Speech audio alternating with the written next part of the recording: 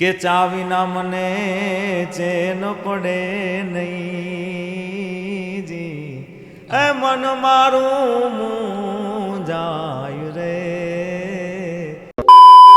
તો ગુજરાત અને ગુજરાતી ભાષાથી કેટલો પ્રેમ છે અમિત? માયા એની આમ દયા એનો ભાવ છે. કાઠિયાવાડ તો આખું ભાવનું ભરેલું છે ને. એક્ઝેક્ટલી આ ભાષા સાથેની સફર ક્યાંથી શરૂ થાય છે? તો મને એમ થયું કે આપણી ભાષા છે એ કેટલી મીઠી છે.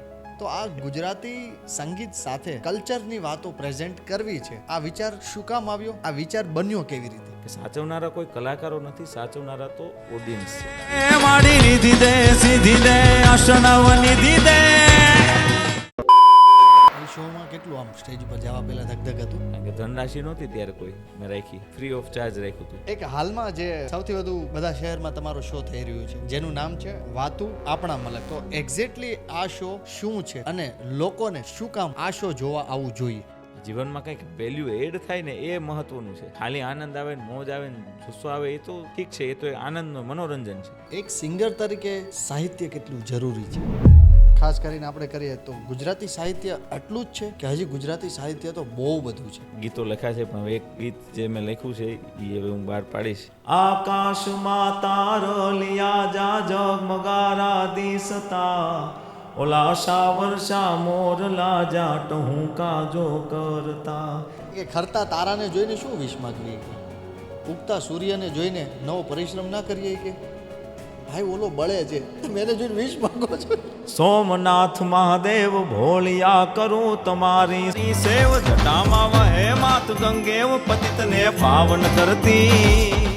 હેલો દોસ્તો, વોઇસ ઓફ યોર્સ ટીમ તરફથી આપ સૌને શ્રાવણ મહિનાના હર હર મહાદેવ. મિત્રો, આગળ વધીએ એ પહેલાં તમે આ ચેનલને સબસ્ક્રાઇબ કરી લો, જેથી કરીને અમે આગળ બેટરથી બેટર પોડકાસ્ટ લાવતા રહીએ. મિત્રો, આજે આપણે વાત કરવી છે આપણા મલકની યાદો, વાર્તાઓ અને સંગીત. આજે આપણી સાથે ઉપસ્થિત છે અમિત ધોરડા. આજે આ પોડકાસ્ટમાં આપણે ઘણી બધી વાતો આપણા મલકની કરવાના છીએ. તો આ પોડકાસ્ટના અંત સુધી તમે અમારી સાથે જોડાયેલા રહેજો. સૌપ્રથમ તો કેમ છો ભાઈ? એકદમ મજામાં ભાઈ, એકદમ ફાઇન છે. વાહ, કેવું ગમે છે સુરતમાં? બસ જો સવારમાં આવ્યા સુરતમાં અને ખૂબ મજા, અને સુરતના લોકો છે મોજીલા છે, આનંદમાં રહે છે, એટલે એ આનંદી જોઈને અમે પણ આનંદમાં આવી ગયા છીએ. તો સુરતનો તમે લોચો કે ખમણ કે કઈ ખાધું ખરા? એ હજી બાકી છે, હજી તો આવ્યા જ છીએ. આપણે એવું હોય તો હારે ખાવું, આ બધું પતી જાય એટલે નિરાતે બધા આપણે જાસુ સાથે ખાવા. તમને એવું થતું હોય છે ને બધાને હા પાડી દઉં છું, ભાઈ તમારે બધું જોવું પડે છે એમ ને? જોવું જ પડશે, મહેમાન છે. ઓકે, તો ગુજરાત અને ગુજરાતી ભાષાથી કેટલો પ્રેમ છે અમિત? ખૂબ જાજો પ્રેમ છે, કારણ કે માને જેટલો આપણે પ્રેમ કરીએ, કારણ કે એ માતૃભાષા તો આપણી માં છે, જનેતા છે. જેટલું બાળક અને દીકરો છે પોતાની માને પ્રેમ કરતો હોય, એની સાથે જે લાગણી હોય એ આપણી ગુજરાતી માતૃભાષા સાથે લાગણી છે. અને ગુજરાત સાથે વિશેષ લાગણી એટલા માટે કારણ કે બધું જ ગુજરાતમાં છે. ડુંગર, નદી, દરિયો, લીલુંછમ ગીર, નાઘેર, બોરડો, બારાડી, ડુંગર, પછી સફેદ રણ, આ બધું આપણું ગુજરાત કચ્છની બાજુમાં છે. કચ્છ નહીં દેખા તો કુછ નહીં દેખા. એટલે એ બધું તો એની સાથે લાગણી હોય જ ને, કારણ કે એક બાજુ જોવો તો દાતાર છે, ગરવો ગિરનાર છે, એક બાજુ જોવો તો લીલુંછમ ગીર છે, એક બાજુ જોવો તો રણ છે. તો ગુજરાતની સાથે અનોખી પ્રીત છે. એમાંય ખાસ કરીને વાત કરવી કાઠિયાવાડની. હા, કાઠિયાવાડી ભાષા પ્રત્યેની. હા, કાઠિયાવાડી ભાષાનો લહેકો છે, લહેકાની મજા છે, કારણ કે એ તો ભાવ ને આદર, પ્રેમ, માયા, એની આમ દયા એનો ભાવ છે. કાઠિયાવાડ તો આખું ભાવનું ભરેલું છે ને. એટલે દુહામાં કીધું છે, જગપ્રસિદ્ધ દુહો છે કે કાઠિયાવાડમાં કોક દીક તું ભૂલોય પડ ભગવાન, તું થાન મારો મહેમાન, તો તને હરગ બોલાવું શામળા. તો એ જે મીઠાશ છે ને એ આપણા કાઠિયાવાડની છે. આપણે ત્યાં નેહડામાં કોઈ નાનકડા ગીરના નેહડામાં જાવ, એ મારો વિહામો આવ્યો, મારો બાપલિયો આવ્યો, મારો વિહામો આવ્યો. તો એ જે ભાવ છે ને એ આપણા કાઠિયાવાડમાં લહેકામાં નજરો નજર આંખમાં પ્રેમ તરે, નેહ તરે, એ કાઠિયાવાડમાં જોવા મળે છે. એટલે એ મારી માટે કાઠિયાવાડ, કારણ કે મારો જન્મ સાવરકુંડલામાં થયો, અમરેલી જિલ્લાનું સાવરકુંડલા ગામ, ત્યાં મારું બાળપણ વીત્યું. અને આમ કર્મભૂમિ રાજકોટ. હા, કર્મભૂમિ રાજકોટ. અત્યારે રાજકોટમાં હું સ્થિત છું અને ત્યાં મારું ભણતર રાજકોટમાં છે. પણ 10 વર્ષ સુધીનો હતો ત્યાં સુધીનું બધું ભણતર અને ઉછેર સાવરકુંડલામાં થયું. તો પછી અત્યારે તમે જે ભાષા ઉપર જે કામ કરો છો, જી. આમ મેં તમારી રીલ્સ ને બધું સ્ક્રોલ કરીને મેં જોયું, જેટલું મને મટીરિયલ્સ મળ્યું એટલું મેં સ્ટડી કર્યું. જી. તમે જેટલા પણ શો કર્યા, હા. એમાં કોઈ જગ્યાએ તમે એક આર્ટિફિશિયલ ભાષા નથી બનાવતા. જે છે અત્યારે જે અમિતને હું મળું છું હા. એ જ મને શોમાં દેખાય છે, એ જ ઓફ કેમેરા અને ઓફ સ્ટેજ દેખાય છે. બિલકુલ. તો એક્ઝેક્ટલી આ ભાષા સાથેની સફર ક્યાંથી શરૂ થાય છે? મારા દાદા, ખાસ કરીને મારા દાદા, અમારું આમ મૂળ પીઠવડી ગામ, સાવરકુંડલાથી થોડું દૂર થાય, જી. પીઠવડી ગામ છે. ત્યાંના અમે સોની, અમે પરજિયા સોની બાય કાસ્ટ, અમારું શરીર સોનીનું અને ધંધોય સોનીનું. એટલે ત્યાં મારા દાદા ભજન, સંતવાણી, લોકગીતો બહુ સાંભળતા. શિવરાત્રિના મેળામાં જતા. તો પછી મારા પપ્પા અને એનો શોખ વધતો ગયો.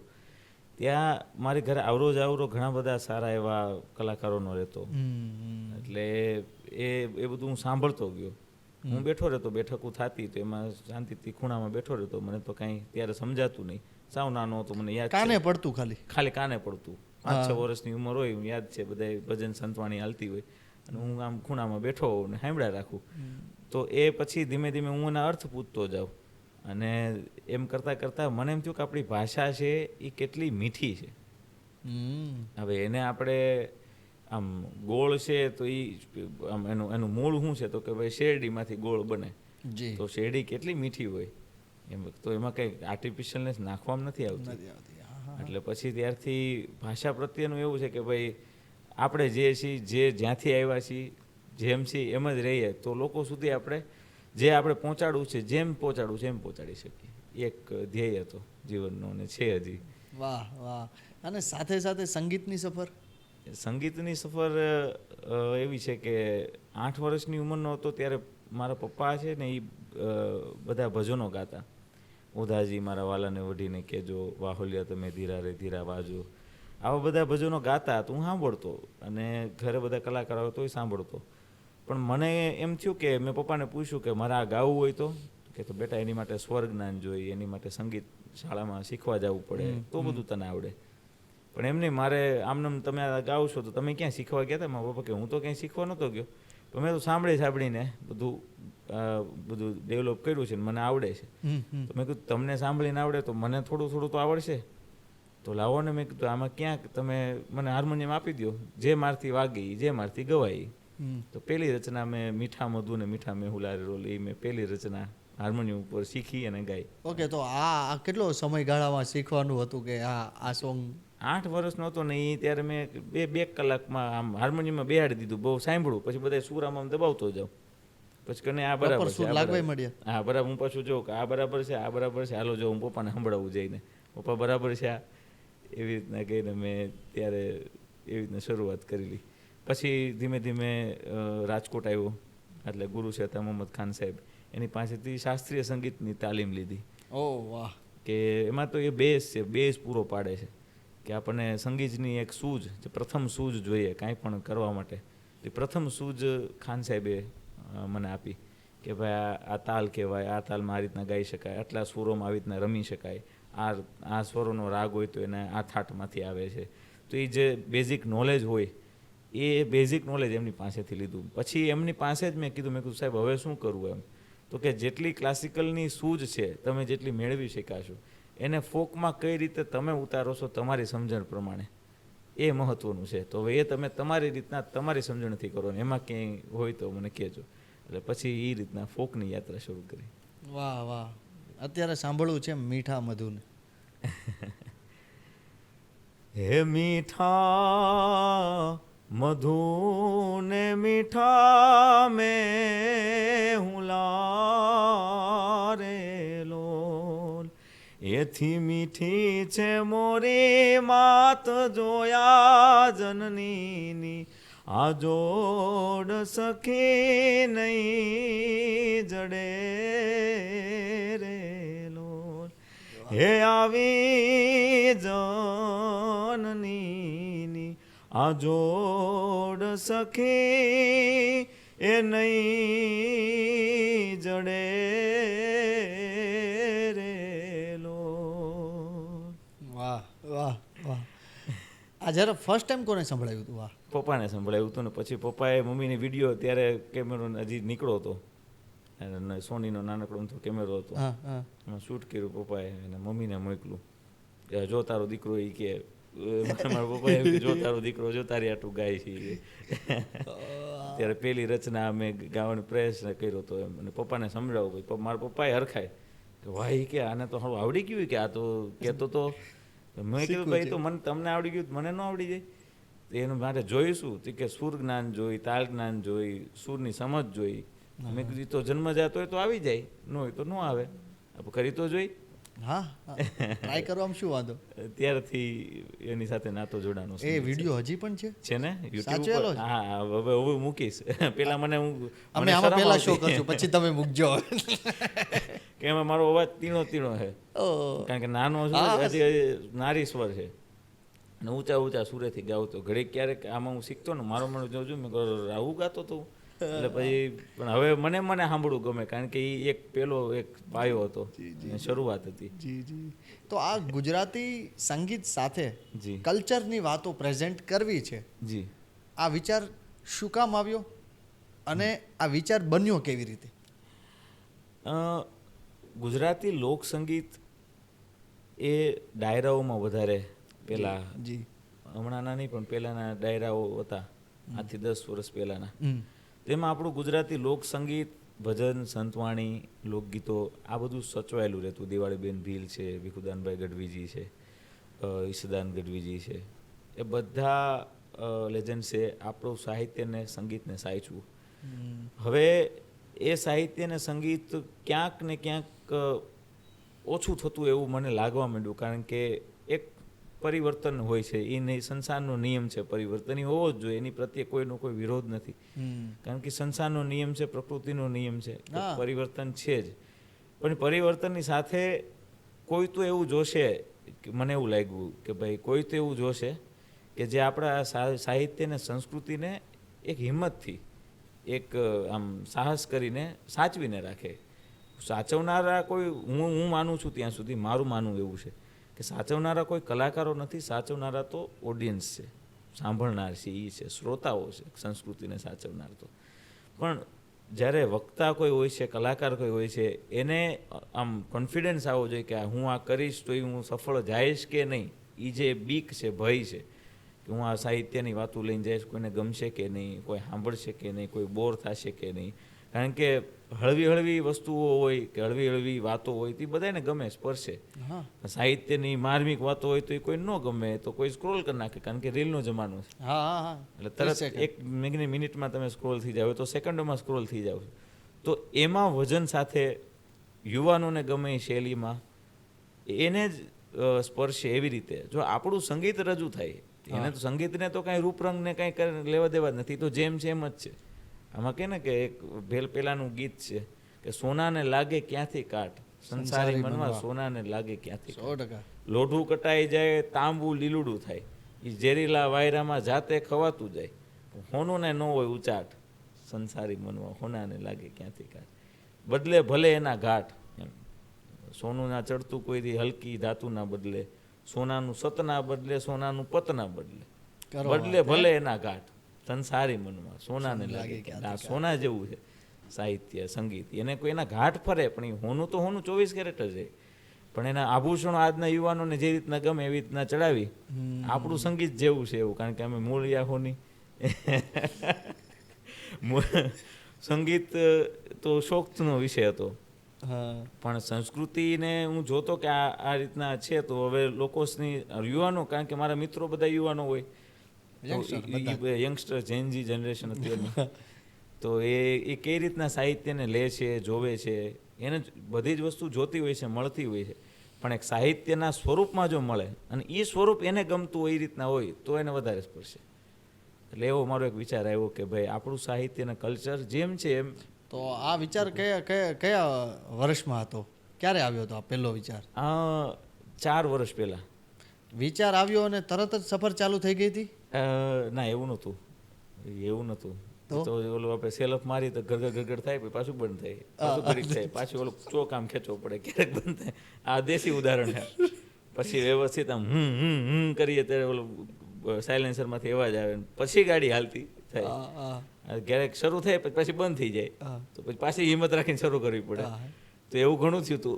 કોને પહેલો વિચાર કોને રજૂ કર્યો કે ભાઈ આવું મારે?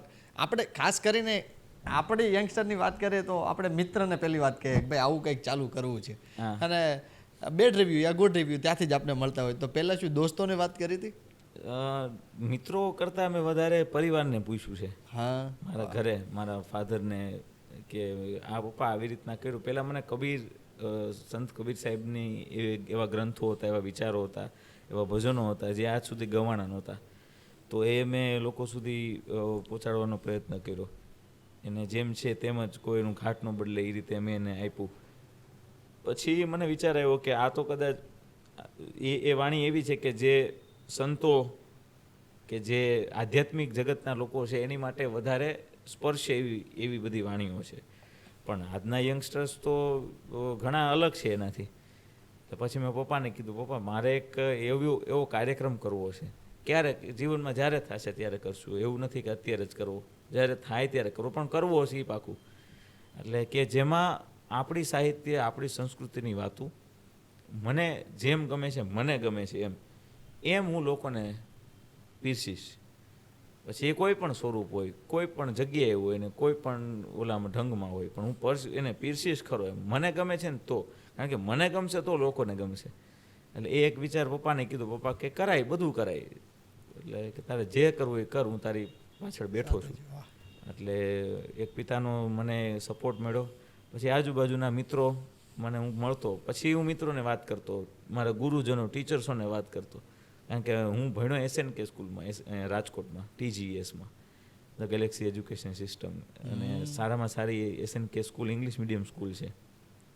તો ત્યાં તો અમારા ગુરુ છે નીતિનભાઈ દેવકા, જે સવારમાં પ્રભાતિયા ગાય, ભોર સમય ભવ તારણ ભોળો ને એવા બધા પરોડું થયું પાંગર્યું મન. એટલે મને હું ત્યાં, કારણ કે ત્યાં બધાય આવતા હોય લાઈનમાં છોકરાઓ અમારા ક્લાસમાં, તો હું એ ટોળામાંથી અલગ થઈ હું ત્યાં બેસી જાઉં સ્ટેજ પાસે, સર ગાતા હોય ને ત્યારે, અને પછી સાંભળા રાખું. પછી બધા વયા જાય, બધા ક્લાસમાં વયા જાય એટલે પૂછે અહીંયા ક્લાસમાં અમિત ક્યાં ગયો, તો કે એ બેઠો છે કે પ્રેયરમાં એસેમ્બલીમાં. એને તો હું એ ભજન સાંભળતો હોય છે બેઠો બેઠો એ કે.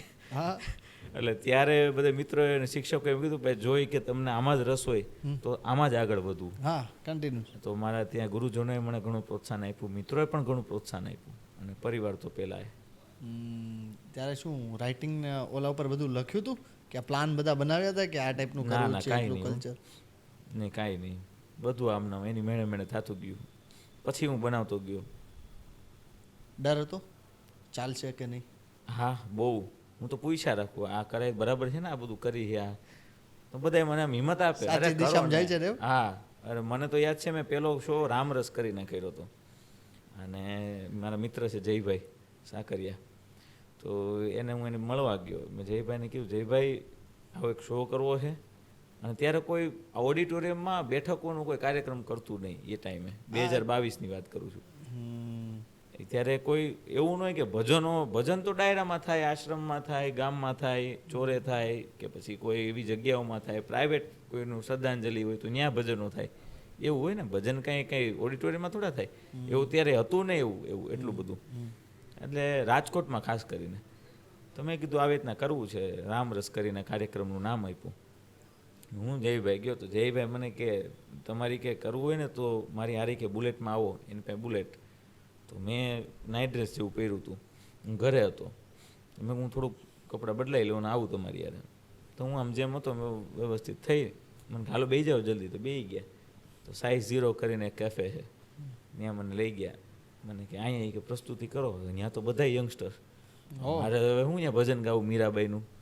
મને તો આમ ધગધગ થવા માંડ્યું. એટલે આ તો જયભાઈ પડકાર આપ્યો તમને? અરે પેલો જયભાઈ મિત્રએ હાથ જાયલો, આ કે ભાઈ હાલો ઈ કે હું તમને લઈ જાઉં. એટલે મને અહીંયા લઈને પછી કે હાલો ઈ કે અહીં તમે કવિતા બોલો. અરે મેં કીધું અહીંયા કેમ કવિતા બોલવી, ત્યાં તો બધા ઓલા કોકટેલમાં થતું હતું. કેટલા વાગે આપ? આ સાંજે 6:30-7 વાગે. અને જીવો વરસાદ આવે અને હું બુલેટમાં જયભાઈને અમે બે હારે સીધા હું અહીંયા બેઠો. તો પછી મેં કે તમે ગાઓ અહીંયા. કે મેં કહ્યું ભાઈ શું ગાવું, આ તો મને તો આ તો કલ્પના નહોતી. તો પછી મેં ગાયું તો લોકોનો યુવાનોનો પ્રતિસાદ અતિશય સારો હતો. મારો કલ્પના બહારનો પ્રતિસાદ. મેં કીધું આ તારીખે આપણે આ કાર્યક્રમ કર્યો છે, નિઃશુલ્ક છે, મફત છે, જેને આવવું હોય એ આવજો. અને પહેલો કાર્યક્રમ 2022માં કર્યો અને લોકોના પ્રેમથી અને ખાસ તો યુવાનોના સપોર્ટથી યુવાનોને જ સ્પર્શ્યું અને ગયું. એ મારી માટે કેમ કે સૌથી વધુ તો સ્પ્રેડ ત્યાંથી જ થવાનું છે. હા, કારણ કે યુવાનોને એ અત્યારની જનરેશન છે ને અત્યારે એને ગમે એનાથી વિશેષ શું હોય, એને સ્વીકારી લે એ મહત્ત્વનું છે. પછી માધ્યમ કે કલાકાર કોઈ પણ હોય સ્વીકારે છે એ મહત્ત્વનું છે. એટલે ત્યારે એ અમલમાં આવ્યું ધીમે ધીમે કરતા. અને પહેલી બેઠકનું ત્યારે જયભાઈને કહેતો, જયભાઈ આ કરી નાખ્યું છે, આ 1000 સીટનું ઓડિટોરિયમ છે, સાહસ કરી નાખ્યું છે. આમાં પછી કયું ઓડિટોરિયમ અને એ થોડી વાત કરો. એ પ્રમુખ સ્વામી ઓડિટોરિયમ રાજકોટનું. હા, 1000 સીટ. હા, 750 જેવી સીટ છે નહીં, Okay. 700-750 જેવી સીટ. તો મને કે જયભાઈ મને કે થઈ જાય કે. એટલે હું અઠવાડિયા પહેલાં ત્યાં ગયો. મેં કીધું અહીંયા ઓલા પડદા કે એવું મારી શકાય કીધું, કારણ કે આમાં પાછળ સીટ ખાલી હોય તો ખરાબ લાગે. હા. તો હું કે હા કે મારી દેવાય કે કેમ. મેં કીધું આ કદાચ અડધું ભરાણું 50%, તો 50%માં પડદા મારી દેવું આપણે એમ માનશું એટલે વિડીયોમાં ઓલું ન લાગે. મીડિયમ ન લાગે એમ. આપણે કીધું પડદા મારી દેવું આપણે. એમાં હું ભલે 300 માણસ સાંભળવા એવું તો સાંભળવા તો લાગે આવ્યું કે હતું. એટલું ભરેલું જ. હા, એટલું છે એમ, જેવું છે એવું છે. આમાં કંઈ કોઈને આપણે બોલાવ્યા નથી, કોઈને કંઈ કીધું નથી. જયભાઈ કે કોઈ ચિંતા ન કરો એ કે માતાજીનું નામ લ્યો થઈ જાય. તો સારું થઈ જાય તો આપણે બહુ કામ થઈ ગયું. તમે હિંમત રાખો એ કે મનેથી કે એ પાછો મને હિંમત એવી આપે. મને તો એ કે સાઉન્ડવાળાની ખુરશીની બાજુમાં એ કે માણસ બેઠેલો દેખાય છે કે જયભાઈ કે. અને મેં કીધું હું વાત કરો, મને કે એક પગથિયામાં માણસ દેખાય છે. મેં કીધું વાહ, તમને દેખાય છે તો એ મને કેદી દેખાય. એટલે પછી મેં કીધું હું તો હવે કરી તેથી દેખાય, આમ પડદો ખુલે તેથી ખબર પડે શોના દિવસે કે અહીંયા ક્યાં માણસ બેઠો. ને ખરેખર તે દિવસે પગથિયે માણસ બેઠું હતું. ઓહ, એના વિડીયો પણ અવેલેબલ છે અને ત્યાં લોકો પણ આવ્યા હતા અને બહોળી સંખ્યામાં લોકો એ કાર્યક્રમને માણ્યો હતો. અને પછી એ કાર્યક્રમોમાંથી પ્રેરણા લઈને ઘણા લોકો અત્યારે પણ પહેલાં પણ એ કાર્યક્રમો એ પ્રેરણાથી શરૂઆત કરી કે આ પ્રેરણાથી આવા કાર્યક્રમો અમે કરતા થઈએ. એ શોમાં કેટલું આમ સ્ટેજ ઉપર જવા પહેલા ધગધગ હતું? અરે ભયંકર, કારણ કે ખબર જ નહોતી. કારણ શું કે વિચાર શું આવતો તે સમયે સ્ટેજની નીચેથી સ્ટેજ ઉપર ચડવા સુધીની પ્રોસેસમાં શું મનમાં વિચાર ચાલતા? હું શું દઈ શકું, મારું હું શું આપી શકું. આ લોકો આજે આવ્યા છે એનો સમય ખર્ચીને, કારણ કે ધનરાશિ નહોતી ત્યારે કોઈ મેં રાખી, ફ્રી ઓફ ચાર્જ રાખ્યું હતું. ઓકે. પણ લોકો સમય ખર્ચીને આવ્યા છે. તો મારે તો સમય મહત્વનો છે, જે સંપત્તિથી આખા શોનું ટાઇટલ હતું રામરસ. રામરસ. આમાં શું હતું મેન? ભજનો હતા આપણા દેશી સંતવાણી. ઓકે. અને એની આખી એક સ્ક્રિપ્ટ બનાવી હતી કે આ રીતે આ ભજન આમ શરૂ થાય ને અહીંયા એ પૂરા થાય. એ આખી યાત્રા હતી. 2-2.5 કલાકનો કાર્યક્રમ હતો. ફૂલી સક્સેસ ગયો ને? બિલકુલ, બહુ પ્રતિસાદ મળ્યો. પછી શું સામે જઈને જયભાઈને શું વાત કરી તમે? તમે ભાઈ સાચું યાર કે કીધું તું ને યાર, તમે માનો મારી વાત. સારું મેં કીધું તમે સાચું જ કહેતા હશો. એક હાલમાં જે સૌથી વધુ બધા શહેરમાં તમારો શો થઈ રહ્યો છે જી, જેનું નામ છે વાતું આપણા મલકની. બિલકુલ. તો એક્ઝેક્ટલી આ શો શું છે અને લોકોને જી, શું કામ આ શો જોવા આવવું જોઈએ? વાતું આપણા મલકની મારું સપનું છે અને હતું અને પૂરું થતું જાય છે, જેનો મને આનંદ છે. મારે એવું જોતું હતું કે વન મેન શો કાર્યક્રમોમાં જે કંઈ પણ પ્રસ્તુતિ થાય છે એ પ્રસ્તુતિની કિંમત છે. પ્રસ્તુતિ કોઈ કવિ દુલાભાઈ કાગની રચના છે, કોઈ કવિની રચના છે, કોઈ લોકગીત છે, કોઈ વાર્તા છે, તો એનો ભાર પડે છે. દેવાવાળા તો ઘણા બધા છે જી, પણ એના થકી આપણે છીએ. એ વાતો છે એટલે આપણે ગાઈ શકીએ છીએ સ્ટેજ ઉપર. મોરબીની થનગાટ કરે ઝવેરચંદ મેઘાણીજીએ ટ્રાન્સલેટ કર્યું એટલે આપણે ગાઈ શકીએ છીએ. તો એ તો ખરેખર એને રજૂ કરવા માટે એક સારું અને યોગ્ય પ્લેટફોર્મ અને એની એક કહેવાય ને કે પ્રસ્તુતિ જોઈએ, પ્રેઝન્ટેશન જોઈએ. તો મારા મગજમાં એવું હાલતું કે મારે એક આવી રીતના પ્રેઝન્ટ કરીને એક કાર્યક્રમ બનાવવો છે જે માત્ર 1.5 કલાકનો હોય. લોકોને જે આનંદ જોઈએ છે, જે મજા જોઈએ છે, જે મનોરંજન જોઈએ છે, મનોરંજન સાથે કંઈક માર્મિક વાતું, કંઈક સમજણની વાતું, જે જીવનમાં કંઈક વેલ્યુ એડ કરે. જીવનમાં કંઈક વેલ્યુ એડ થાય ને એ મહત્વનું છે. ખાલી આનંદ આવે ને મોજ આવે ને જુસ્સો આવે એ તો ઠીક છે, એ તો એક આનંદનું મનોરંજન છે, પણ કંઈક જીવનમાં કંઈક આપણે એથિક્સ એડ થાય અને એનાથી મૂલ્ય વધે વ્યક્તિનું, એવું કંઈક મેં કીધું થાય તો એ કર્યું. અને પહેલો કાર્યક્રમ મેં અમદાવાદમાં કર્યો. તો આ રામરસ ને આ બધા જ્યારે શો ચાલતા હતા ત્યારે જ આ વિચાર ઉદ્ભવ થઈ ગયો હતો. હા, 4 વર્ષ પહેલાં મારો વિચાર હતો ઓકે, કે વાતો આપણા મલકની કરીને એક કાર્યક્રમ કરવો. ટાઇટલ નક્કી નહોતું, પણ આવો એક કાર્યક્રમ કરવો એમ. અને પહેલો શો તમે કર્યો અમદાવાદ ઠાકોરભાઈ દેસાઈ હોલમાં. પ્લીઝ. એ અભિવ્યક્તિ કરીને એક પ્લેટફોર્મ હતું. એમાં એ તો આખું મને એમ થયા કે એક કંઈક નિમિત્ત હોય, કોઈ પણ વસ્તુ પાછળ કંઈક નિમિત્ત બનતું હોય એમ. એટલે અમદાવાદમાં મને ઘણા બધા મિત્રોએ કીધું તમે એક વખત અમદાવાદમાં કાર્યક્રમ કરો, પણ કંઈક સમય નહોતો ભેગો થતો. એટલે મને એક પ્રોડક્શન હાઉસમાંથી ફોન આવ્યો કે અમે એક જોગીદાસ ખુમાણ ઉપર નાટક કરીએ છીએ અને એવું સાંભળ્યું છે કે જોગીદાસ ખુમાણ સાવરકુંડલાના છે. મેં કહ્યું ના, સાંભળ્યું છે નહીં, બરાબર સાચી જ વાત છે, એક સાવરકુંડલાના છે. એટલે એ કે તમે કંઈક એની વિશે જાય માહિતી હોય તો મને જણાવો. મેં કીધું હું તો શું જણાવું, મારા દાદા પાસેથી જે કાંઈ સાંભળ્યું હોય બાકી તો ત્યાં છે. તો કે તમે અમને હેલ્પ કરશો, મદદ કરશો એ માહિતી લેવા માટે. એવો ફોન આવ્યો ખાલી. અને મેં કીધું હાલે, અમારા ગામના છે તો કેમ ન કરીએ, અને એનો તો ઇતિહાસ છે અને ઇતિહાસ સાક્ષી છે. એ બધી વસ્તુ વાતો તો બધા કહી ગયા છે સાહિત્યકારો, ઈશ્વરદાનજી, ભીખુદાનજી બધા. તો કે વાંધો નહીં. તો પછી મેં મારથી થતું હતી એટલે એને ઇન્ફોર્મેશન આપી.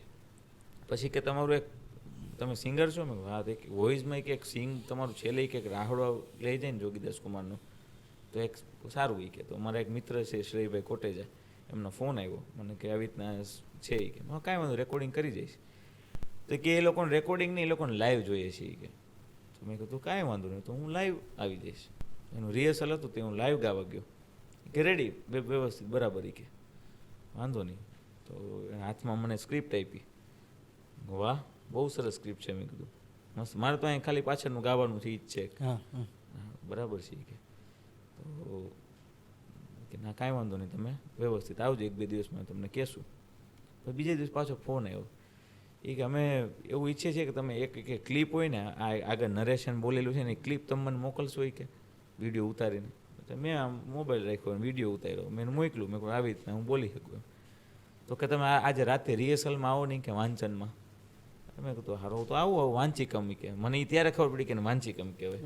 વાંચિકમ. હા. તો હું ગયો ત્યાં, મેં એમ સ્ક્રિપ્ટ લીધી હાથમાં. તો હું તો ઓલું છાપું વાંચતો એમ વાંચતો ગયો. અને સૌરાષ્ટ્રની ધીંગી ધરતી ને આમ ને તેમને. એ કે આ તો એ કે ઓલું લાગે છે કે ભાઈ આ તમે ઓલું કહેવાય ને કે વાંચતા હોય છાપું ન્યૂઝપેપર, એવું લાગે છે કે. તો મેં કીધું તો મારાથી તો આટલું મને તો કોઈ દી આવડ્યું ને મેં કર્યું જ નથી, મેં ગાયું છે. એવું થયું હતું કે ક્યાં યાર ક્યાં આવી ગયું? હા, એમાં હું આ પાના એ કે 42 એમ કંઈક ટોટલ પેજ હતા, મારે કંઈક 36 પેજની એટલી કંઈ સ્ક્રિપ્ટ વાંચવાની હતી. એટલે પછી મને કહે કે આપણે અભિવ્યક્તિમાં એક પ્લે કરીએ છીએ એનાથી અડધો છે. એ કે એ 15-20 પેજની કે તમારી સ્ક્રિપ્ટ થશે. એ કે એટલે મેં કીધું સારું.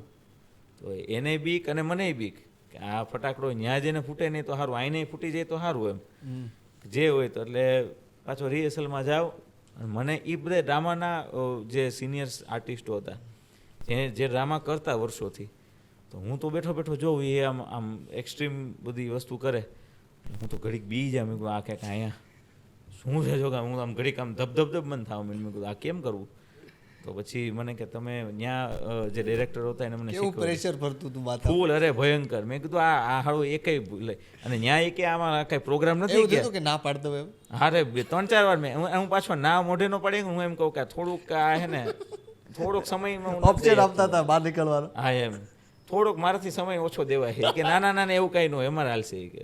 એટલે પછી મેં થોડી મહેનત કરી. એટલે એ લોકોનું ત્યારે કેવું હોય છે કે જેટલા આજુબાજુના મિત્રો હોય છે તમને સપોર્ટ કરતા હોય, થઈ જાય અમિતભાઈ, થઈ જાય, તમે આમ જો તમે હિંમત રાખો થઈ જાય. તો મેં હિંમત રાખી અને પછી મેં કર્યું. અને અભિવ્યક્તિમાં એ પરફોર્મ કર્યું.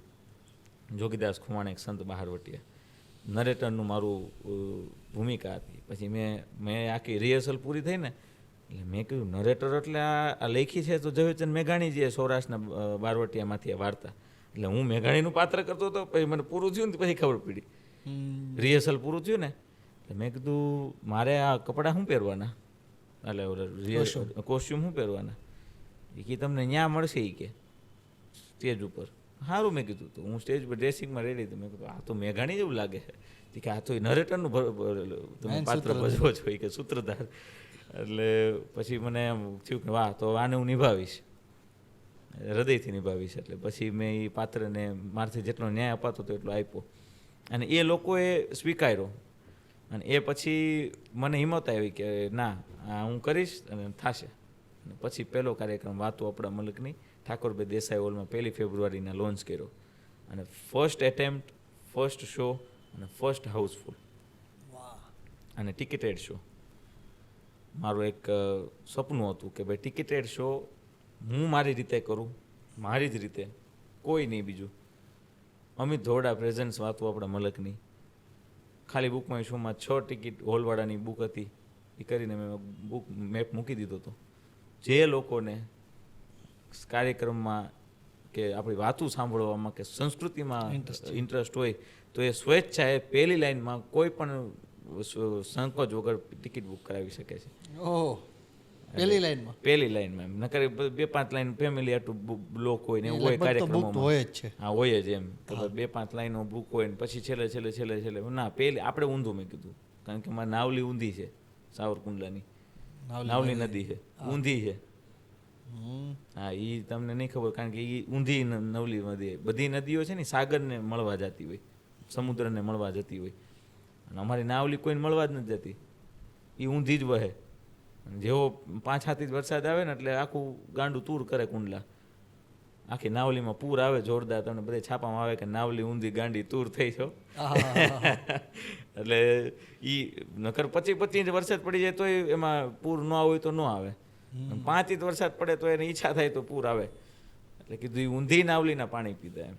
એટલે મારા મોટા પપ્પા પ્રકાશભાઈ કવિતા લખી છે સાવરકુંડલા ઉપર. પ્લીઝ કે મળનાર પૂછી બેહેજ મળ્યા પછી કે ક્યાં ગામનું આવું જોરુકું પાણી, ત્યારે પોરોથી બોલી પલાય છાતી તાણી કે નદીઓ બધી ગેલી સાગર તણી, વહે મળવા મેલે ડોટ સરવાણી, પલેક નાવલી જ મનની મહારાણી, જે ઉલટા વહાવે નિજ નીર જોઈ જાણી, પીધા અમે ઈ હેંજળ ઈ કુંડલપુરના પાણી, એટલે તાસી લાવી અડલ ઘડાણી, અમારી સેજ આખા બોલી અને આકરી વધવી વાણી, પણ ઉઘરું ઉકેલે પલમાં જ્યાં દુનિયા હોય મુંજાણી, જોગીદાસ નિપજાવે એવી ધીંગી ધરતી, ધન્ય હો ધન્ય કાઠિયાવાડી નદી નાવલીના પાણી. વાહ ભાઈ વાહ, વાહ ભાઈ વાહ, વાહ ભાઈ વાહ,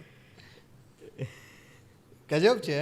એ કવિતા લખી છે કે ભાઈ મેં કીધું તો મેં કે ભાઈ તમે કવિતા આપણે ગામ, અમે તો એક ગામના, એટલે મારા મોટા પપ્પાએ કીધું કે ના સરસ મજાનું કે કવિતા લખું અને મને સ્પર્શી રોવાડા ઉભા થઈ કે ના એ કુંડલા ગામના અમે છીએ. પ્રાઉડ. બિલકુલ. તમે જે શો કરો છો અત્યારે જી એમાં મેજોરિટીમાં તો ગુજરાતી તળપદા શબ્દો સૌથી વધારે એમાં બિલકુલ હોય છે. તો એ કાઠિયાવાડી ઓડિયન્સ જેટલું છે એને તો તારો તરત જ કનેક્ટ થઈ જતું હોય છે. બિલકુલ. તો શું જેટલા કાઠિયાવાડી લોકો નથી એને પણ તરત કનેક્ટ થઈ જતું હોય છે ખરા શોમાં? હા, એને માનો કે આપણે કેમ બહાર જઈએ ઉત્તર ગુજરાતમાં જાય તો ઉત્તર ગુજરાતી ગીત કાઠિયાવાડી લોકોને ગમે છે. હા, મને ગમે છે. તો મેં એવું જાણ્યું કે આપણું કાઠિયાવાડી સંગીત અને આપણું મ્યુઝિક સાહિત્ય એ ગુજરાતના દરેક ખૂણે, કચ્છની બોલી કેવી મીઠી છે તો એ પણ સ્પર્શે છે. છલડે આયરું લાય મૂકે યાદ સજણજી આઈ જી જોઈ તમારી રીલ મેં તો એ હું કચ્છમાં ખાસ મને અહીંયા ગયો તો મેં કીધું છલડો એટલે શું એમ તો ત્યાંથી મેં જાણ્યું કે હા કે વીટી કહેવાય છલડો એટલે અમારી ત્યાં ભાષામાં. હા તો બધા ગાય છે દાંડિયા રાસ માટે રમી જાય છે બધા, પણ આનું મતલબ કે આનો મર્મ શું છે એમ. એટલે ત્યાં પછી મને ભાષા મીઠી લાગી. એમ આપણી કાઠિયાવાડી ભાષા લોકો સમજે છે અને પ્રેમે કરે છે, એનો મને આનંદ છે. કોઈ જગ્યાએથી એવા રિવ્યૂ પર્સનલી આવતા હોય છે ખરા કે તમારે અમિતભાઈ હવે શુદ્ધ ગુજરાતીમાં પણ શો કરવા જોઈએ? હા આવે ખરા, પણ હું કોઈનું માનું નહીં. હું ધાર્યું તો મારું જ કરું અંતે. ધોરડા હે ને દારૂ કરે ઈ ધોરડા. ધાર્યું આપણું જ કરવાનું. કરે આવે બધા, પણ હવે તું ક્યારે એવો ફેસ કર્યો છે જે આખો ફેઝ ડિમોટિવેશન ટાઈપનો જ હતો, ડિમોટિવેટ થઈ ગયા હો? ના, ડીમોટિવેટ તો ન કહી શકાય, કારણ કે મનથી હારી જાય તો ડીમોટિવેટ થઈ જાય. મનથી તો ક્યારેય નથી હાર્યો, પણ એવું બન્યું છે કે ક્યાંક એવી આપણને એમ થાય કે હવે પોઝ લઈ લેવો જોઈએ સમય પ્રમાણે. તો ત્યાં મેં પોઝ લીધો છે. હળવે હળવે ડગલા ભરવા જોઈએ જો આપણે ધ્યેય સુધી પહોંચવું હોય તો. વાહ.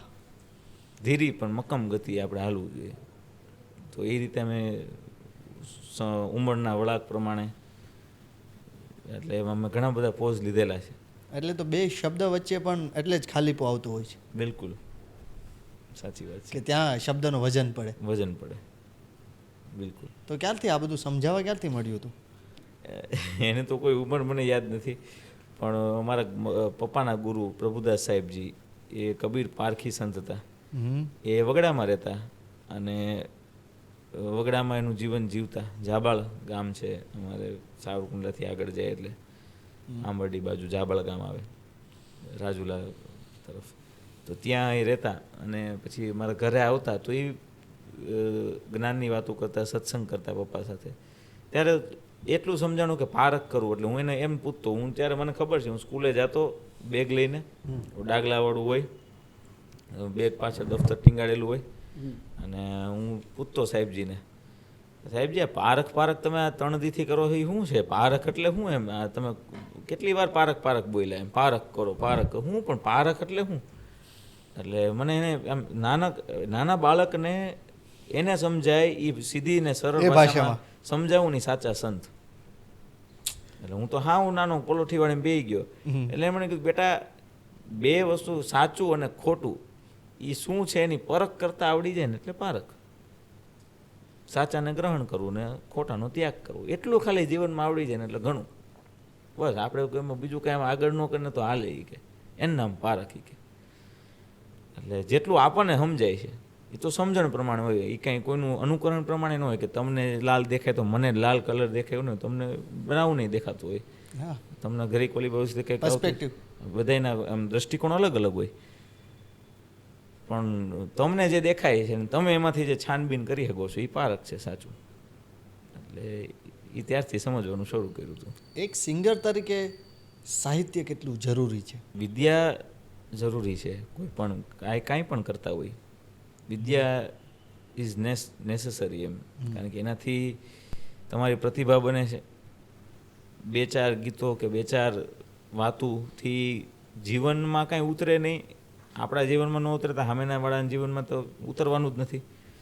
તો એ 2-4 વાતોથી આપણે નથી એમ, આપણાથી કાંઈ પણ થતું હોય, આપણા થકી કાંઈ રજૂઆત થતી હોય તો એમાં કાંઈક ભરેલું હોવું જોઈએ, કંઈક વજન હોવો જોઈએ. તો એ દરેક સિંગર માટે જરૂરી છે. હું એવું માનું છું ત્યાં સુધી કે એનું જે શું પ્રસ્તુતિ કરે. અમારા ખાન સાહેબ કહેતા સંગીતમાં કે ભાઈ તુમ ક્યાં ગા રહે હો તુમે પતા હોના ચાહીએ, તુમ ક્યાં ગા રહે હો. એટલે એનું એક સરળ એક્ઝામ્પલ એ હતો કે અમે એક કાર્યક્રમમાં ગયા હતા શાસ્ત્રીય સંગીતના. તો મેં વિડીયો ઉતાર્યો હતો. એમાં હું બોલતો હતો. એક બહુ મોટા ગજાના આર્ટિસ્ટ ગાતા હતા. એ બાત વાહ ક્યાં વાત હે, મોજ આવી ગઈ. એવું વિડીયોમાં આવી ગયું એમ. મેં સાહેબને બતાવ્યું. સાહેબ જોઈને ગાયું છે કે એમ જોવો તો ખરી. અચ્છા એ કે હું સમજાણવામાં તને કે હું એ બાદ ક્યાં બાદ કરતો હતો ત્યાં બેઠો. એટલે મેં કીધું મને મજા આવી એમ. મજા આવી પણ સમજાણું ખરી કાંઈ એમ? ના મેં કહ્યું આમ ગાય હરકત હારી લીધી પણ એ કઈ હરકત હતી એમ? તો વાહ એનું કીધું એ કે એક્ઝેક્ટલી હરકત કઈ હતી કે? મેં કીધું એ તો હવે મને નથી ખબર. તો વાહ એનું કીધું. એ તો ગીતો કહેવાય નહીં કે સમજવું પડે, સમજો પહેલાં, પછી એક સારા શ્રોતા બનો, પછી સારા વક્તા બનો. એટલે સાહેબે ત્યારે એ સિંચન કર્યું હતું. એટલે પછીથી મેં બધું મેં કીધું હવે સારું શ્રોતા બનવું પડશે. પછી કડક પ્રોપર લીધું. હા, પછી બધું જે સમજાય નહીં તો ગાવ જ નહીં, જે ગીત ન આવડે એ અડું જ નહીં, શીખી લઉં. ગાઈ લઉં, પ્રેક્ટિસ કરી લઉં, 10 વાર પ્રેક્ટિસ કરું, 50 વાર કરું, પછી ગાઉં. એવું નહોતું થતું કે આ શીખવામાં બહુ બધો ટાઈમ નહીં નીકળી જાય ને એવું ક્યારે વિચાર આવતો? હું એટલે પૂછું કે આ વિચાર તો આવતો જ હોય, પણ મારે એક લિબર્ટી સાથે પૂછવું પડે કે એવો વિચાર. હા, આવે જ ને, કારણ કે આમાં ધીરજની તો પરાકાષ્ઠા આવી જાય કે હવે બહુ થઈ ગયું એમ, હવે તો ઝાડવાય મોટા થઈ ગયા. મારે ખાસ કરીને પોડકાસ્ટમાં એ જ બધી વસ્તુ કવર કરવી છે કે અમારા ઘણા બધા પોડકાસ્ટમાંથી ઘણા બધા એવા લોકોને એવી પ્રેરણા મળતી હોય છે કે એમને પણ આ જ લાઈનમાં આવવું છે, પણ ક્યારેક સાચી દિશા ન મળતી હોય કે એમને ના ખબર હોય, તો શું ખબર એક પોડકાસ્ટના માધ્યમ થકી એમને કંઈક શીખવા મળી જાય. બિલકુલ. એટલે અમિતભાઈને તો લોકો જાણશે જ, પણ મારે અમિતભાઈની અંદરની વાતો ખોલવી છે આજકાલ, એટલા માટે આ બધી વાત કરી. અને એ સારું માધ્યમ છે, એટલે જ આ વસ્તુ લોકો સુધી પહોંચી શકે સહેલાઈથી. તો તમને અત્યારે એવું નથી લાગતું કે ઘણી જગ્યાએ ક્યારેક યંગસ્ટરમાં એવી વસ્તુ આવી જાય છે કે શું ડાયરેક્ટ થઈ જવું જોઈએ? ધીરજ, કારણ કે વિદ્યા છે ને, એ વિદ્યા પહેલાં કેમ આવતી? ખોટી મારે ને વિદ્યા આવે. એ વિદ્યા જો આજે આવે તો એ ન થાય. છોટી વાગે સમસમ આવે રમ એ થાય તો મજા આવે, પણ એ નથી થતું. હવે અત્યારે સમય AI નો આવી ગયો, મોબાઈલનો આવી ગયો, તરત એટલે ઓન ધ સ્પોટ મારે એ લિરિક્સ, ફલાણું ભજનના લિરિક્સ કે ગીતના લિરિક્સ સીધા ગરબા ગાતા ગાતા સર્ચ કરીએ મોબાઈલમાં તો આવી જાય. તો એ ક્યાંય આપણું વાંચન કે આપણું અભ્યાસ થોડો, અભ્યાસ તો આપણે કાંઈ કામ કરવા જતા હોય, ખેતીએ જતા હોય તો ઓજાર લઈને જવા પડે ને, ખેતીએ નીણ મારવા જતા હોય આપણે તો એ દાંતડ વારે રાખવું પડે. 100%. તો આપણે તો કાર્યક્રમ પરફોર્મ કરવા જઈએ છીએ, લોકોની સમક્ષ રજૂ થવા જઈએ છીએ અને આપણું કાર્ય કરવા જઈએ છીએ, તો કાંઈ જે આપણી પ્રસ્તુતિ હોય તો બાય હાર્ટ હોવી જોઈએ. તો એ બધી ધીરજનો વિષય છે. એ તમે 50 વાર 100 વાર રૂમમાં એકલા બેઠા બેઠા ગાઓ ત્યારે બીજા બધા ત્રાસી જાય આજુબાજુવાળા, ભાઈ હવે બસ કરો. સાથે ઊભા રહેવા વાળા ત્રાસી જાય. ત્રાસી. પણ એ તો છે જ નહીં કે રિયાઝ કરે રાજ કરે. રિયાઝ કરી રાજ કરે, બિલકુલ. એ તો ડીપ વિષય છે સંગીત છે. અત્યારે મને એ લાગી રહ્યું છે ઘણી બધી જગ્યાએ કેવું છે કે એ લોકોને પ્રોસેસમાં નથી પડવું. બિલકુલ જલ્દી જોઈએ ને, રીલમાં રીલ જેટલું જલ્દી જોઈએ. હા, તો આમ અમિત આમ તોફાની સ્ટુડન્ટ હતું. હા, એટલે હું 9માં આમાં જુવાનીના જોરમાં તોફાન કરી લીધા હતા. જુવાનીનો જોર કહેવાય ને, આમ ઓલી કે એક કિશોર અવસ્થા આવે ને, એમ પેલા બાલ્ય અવસ્થા આવે, પછી કિશોર અવસ્થા, પછી યુવા અવસ્થા એમ આવે. એટલે કિશોર અવસ્થામાં મેં બધું કર્યું છે એમ. એક તોફાન યાદ આવે છે કઈ પ્રોપર? એટલે હા, એમ તો ઘણું બધું કર્યું છે અને એને એમાંય ઘણું શીખવા મળ્યું છે. હું તો તોફાનમાંથી શીખી લેતો મારા. એક તોફાન કયું જેમાંથી શીખવા મળ્યું? અરે તો બહુ કર્યા છે. હવે એમાંથી મારે એક બોર્ડની એક્ઝામ હતી, બોર્ડની. હા, તો ઠીક છે, પણ એ ઓલું 10મું ધોરણ હતું. બાજુવાળો કેલ્ક્યુલેટર લઈ આવ્યો હતો. એ 12માં તો અમે હોય ને 10મા વાળા બેઠા, બાજુમાં 12મા વાળા બેઠા હોય ઓલું પેપરમાં ને એમાં. તો હું કંઈક મારે મેથ્સમાં કરવું હતું, તો મેં આમ સહેજતાથી કેમ જાણે મિત્રનું કેલ્ક્યુલેટર લેતા હોય એમ લઈ લીધું. આમ અરે દે ને 2 મિનિટ ઓલું કેલ્ક્યુલેટર. તો ઓલા માસ્ટર સાહેબ મારી હું આમ જોવે, એટલે વ્યવસ્થિત આમ કટ કરી આમ એટલું કોન્ફિડન્સથી લખીને જાણે એમ કે હું કેમ માર્કશીટ જોવા બેઠો એ રીતના લખતો હતો કોન્ફિડન્સથી. હાલો સીધો ખટખટ કટ કરીને પાય આપી દીધો. ત્યાં ઓલા મારી સામું જોવે, એટલે મેં એને આમ કહ્યું શું છે? મને કે મને એમ કે શું છે? કે સામું કેમ જોવો મારી? કે આ શું કે આ શું કર્યું? લીધું કેલ્ક્યુલેટર ને આમાં આમ કર્યું, એમાં શું ફેર પડે? ફેર હું પડે કે એટલે મેં કીધું મેં કાં થોડો ગુનો કર્યો છે આ કે કોઈનું કંઈ મેં કંઈ ચોરી બોરી કર્યો ઠીક છે. હા, તો મેં કીધું કે મારો કોન્ફિડન્સ 1 ને 2 થાય, મારું મગજ ન લાવે એટલે મેં થોડું કેલ્ક્યુલેટર કરી નાખ્યું. તેમાં હું મેં કીધું આમે ચોરી તો થોડી, અને આમાં જે આવ્યો આંકડો એ લખ્યો છે ને. વાહ, કે પાછા બહાર આવીને મને કહે કે મારે આ કમ્પ્લેન કેમ કરવી, કે આ કોઈ આને મારે કેવું કેમ? કે મેં કહ્યું એ તો મને એવું થાય કે મેં કીધું આમાં મેં કાંઈ ખોટું કર્યું, મેં કાંઈ ગુનો કર્યો. હા, તો મને કયો એમ બાજુનું કેલ્ક્યુલેટર ઓલાને બિચારાને ડિસ્ટર્બ નથી કર્યો મેં. સહજતાથી તો લીધું. હા, બે લઉં ભાઈ તારું કેલ્ક્યુલેટર 2 મિનિટ દે ને. હા લે, ઓલો આ પાડે હું લઉં, એટલે આવું કરેલું. એટલે આમાંથી શું શીખ્યા? સહજતાથી લઈ લેવાનું એમ. કોઈ બસ સારું જ્ઞાન. હા, કોઈને કાંઈ શરમ નહીં ડિસ્ટર્બ કર્યા વગર કોઈને જેને જે લાગવું એ લાગે. તમે જે શરૂઆતમાં કબીર વાણી જ્યારે એ કરતા જી, તો એ ખાસ કરવાનું કોઈ કારણ હતું ખરા? હા મને એવું હતું કે એવા ભજનો ગાવા, એ અંદરથી એવું હતું કે એવા ભજનો ગાવા કે જે નથી ગવાના, એમ ઓછા ગવાના છે. એ જ કારણ હતું. કબીર માટે ક્યારે ગયા છો ખરા? હા ઘણું બધું એક્સપ્લોર કર્યું. કબીર વિચારધારા બહુ બહોળી છે, મોટી છે ભારતમાં. કાશી બાજુ શું તમે રિસર્ચ શું કર્યું હતું? કબીર શું છે એમ, મતમતાંતર પ્રમાણે કબીર અલગ અલગ હોય છે. ત્યાં ગયા હતા ખરા? હા બધી જગ્યાએ ગયો છું. કાશી ગયો છું. કાશી પેલા કુવા ઉપર ગયા હતા ખરા જ્યાંથી પાણી સિંચીને હા પીતા? બિલકુલ. કબીરના ગુરુ કોણ, સાચા માતા પિતા કોણ, એટલે એ તો ઘણા વર્ષો જૂનો ઇતિહાસ છે. એ તો ઇતિહાસ પ્રમાણે જ હાલવું પડે. જે લખેલા શબ્દો છે એ જ આપણે અત્યારે સત્ય માનવા પડે. પણ જાણ્યું હતું એટલે એની પર રિસર્ચ ઘણું બધું કર્યું હતું કે ભાઈ કબીરનું મૂળભૂત સદગ્રંથ હું એમ. કારણ કે આજે હું કંઈક વાત કહું છું તો આ બધું ફરી જાય 2-5-10 વર્ષ પછી તો એમ. કારણ કે એ તો એમાં કંઈક મસાલા કંઈક છાંટવાના માથે અપડેટ આવે. તો ખરેખર મૂળભૂત સદગ્રંથ કબીરનું કયું તો કે બીજક છે, જે અમારા સાવરકુંડલામાં એ જ બીજકનું એક મંદિર છે જે કોઈને ખબર નથી. સાવરકુંડલામાં કબીર બીજક મંદિર છે. એક ગ્રંથ લખ્યો હોય, આપણે કેમ ભાગવત ગીતા ગ્રંથ છે એમ કબીરે પોતાનો સદગ્રંથ લખ્યો છે વિચારધારાનો. એમાં ભજનો લખ્યા છે ઘણા બધા. તો એને આરસના પથ્થર ઉપર 1 ઇંચના અક્ષરે કોતરીને નકશીકામ કરીને આખું બીજક જે ગ્રંથ છે એ આખા હોલમાં લખાણું છે. એ કુંડલામાં કબીર બીજક મંદિર છે. એ પછી મારી જન્મભૂમિ છે પછી મેં જોયું આ બધું. એ તો હું પછી ગયો. એટલે પેલા અહીંયા ગયા પછી ખબર પડી? હા પછી કે અહીંયા છે આપણા ઘરમાં છે. હરિકો ઢૂંઢન મેં ચલા પહોંચા હરિદ્વાર, હરિ ન મિલે પેટ ઠકે હરિ થે મેરે દ્વાર. ત્યાં પછી તમે પેલી ગલીમાં આટો મારવા નીકળ્યા હતા જ્યાંથી પદ્મશ્રી ને પદ્મભૂષણ બધા નીકળ્યા? હા અરે ત્યાં તો હું તો બેઠો હોય કેટલી વાર તું ત્યાં. હું હજી હમણાં જ જઈને આવ્યો છું. અરે વાહ. એ તો ગલીમાં બહુ ગયો. રામ ભંડારામાં ઓલું બધું ખાધી, પૂરી શાક ને બધું ઘણું બધું ત્યાં એક્સપ્લોર કર્યું હતું. વાહ. આ આખા જ સમયગાળામાં જે ખાસ કરીને આપણે કબીરની વાત કરીએ છીએ, શું તમને એક દોહો જે બહુ હૃદયને સ્પર્શી ગયો હોય એ કયો? કબીરની જ વાત છે તો, અને કબીરની વિચારધારાને સ્પષ્ટ કર્યું તો એક જ દુહો હતો કબીરનો છે દુહો. જી. કબીર ક્યાં કરો ખોજો આપ શરીર, પંચ ઇન્દ્રી વશ મેં કરો તો આપે આપ કબીર. બસ એટલે આમાં બધું આવી ગયું એમ. કબીરની વિચારધારા આખી આમાં જ આવી ગઈ. કેટલો ઊંડો હજી કેટલોય માણસ છે. હા બિલકુલ. કબીરે તો એનું સદગ્રંથ બીજકમાં ઘણું બધું એનું નિચોડ લખ્યો છે.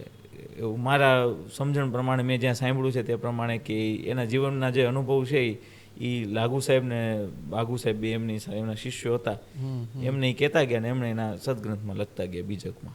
શું તો ગુજરાતી સાહિત્યની વાત ખાસ કરીને આપણે કરીએ તો ગુજરાતી સાહિત્ય આટલું જ છે કે હજી ગુજરાતી સાહિત્ય તો બહુ બધું છે? ઘણું બધું છે. ઘણી વાર્તાઓ છે. સાહિત્ય એટલે તો શું છે કે આજુબાજુના વ્યક્તિત્વોમાંથી લોકોમાંથી નીકળેલી જે વેદના સંવેદના, અને હાવ ઇંગ્લિશમાં કહીએ તો ફિલિંગ્સ અને ઇમોશન્સ, જે સત્ય ઘટનામાંથી નીકળેલું છે. એમાં કોઈ કાલ્પનિકતા નથી. એમ બારવટિયા ચડ્યા હતા તો સાચીને ચડ્યા હતા, એ કંઈ સ્ટોરી નથી. એમ ખાલી વાત નથી. હા એમ વાર્તા તો આમ કંઈ કલ્પના નથી કરાવી બાગડતા ધમા ના, એ હતું એવું બાગડ એને વર્ણન કર્યું છે. ત્યાંથી કંઈ પિક્ચર નહોતા તો એ કેમ કરે વર્ણન? અને ઘે કરતો હાવજ આવ્યો તો એને વર્ણન કરવું પડે કે હાવજ આવે તો કેમ આવે, હાવજની ત્રાડ કેમ પડે. તો એ બચુભાઈ ગઢવી ને બધા એ રીતના અને એમ પ્રસ્તુત કરતા એમ વાર્તાના શૈલીમાં. કાંજીપુટા બારોટ છે તો એ બધી વાર્તામાં એ બધું કરતા એમ. તો એ તો મેન એનું ઓલું છે. આટલા બધા શબ્દો તમારી પાસે પણ છે તો કેટલું વાંચન કેટલું કરો છો ઓનેસ્ટલી? વાંચનમાં બહુ ઓછું વાંચન રહ્યું છે મારું.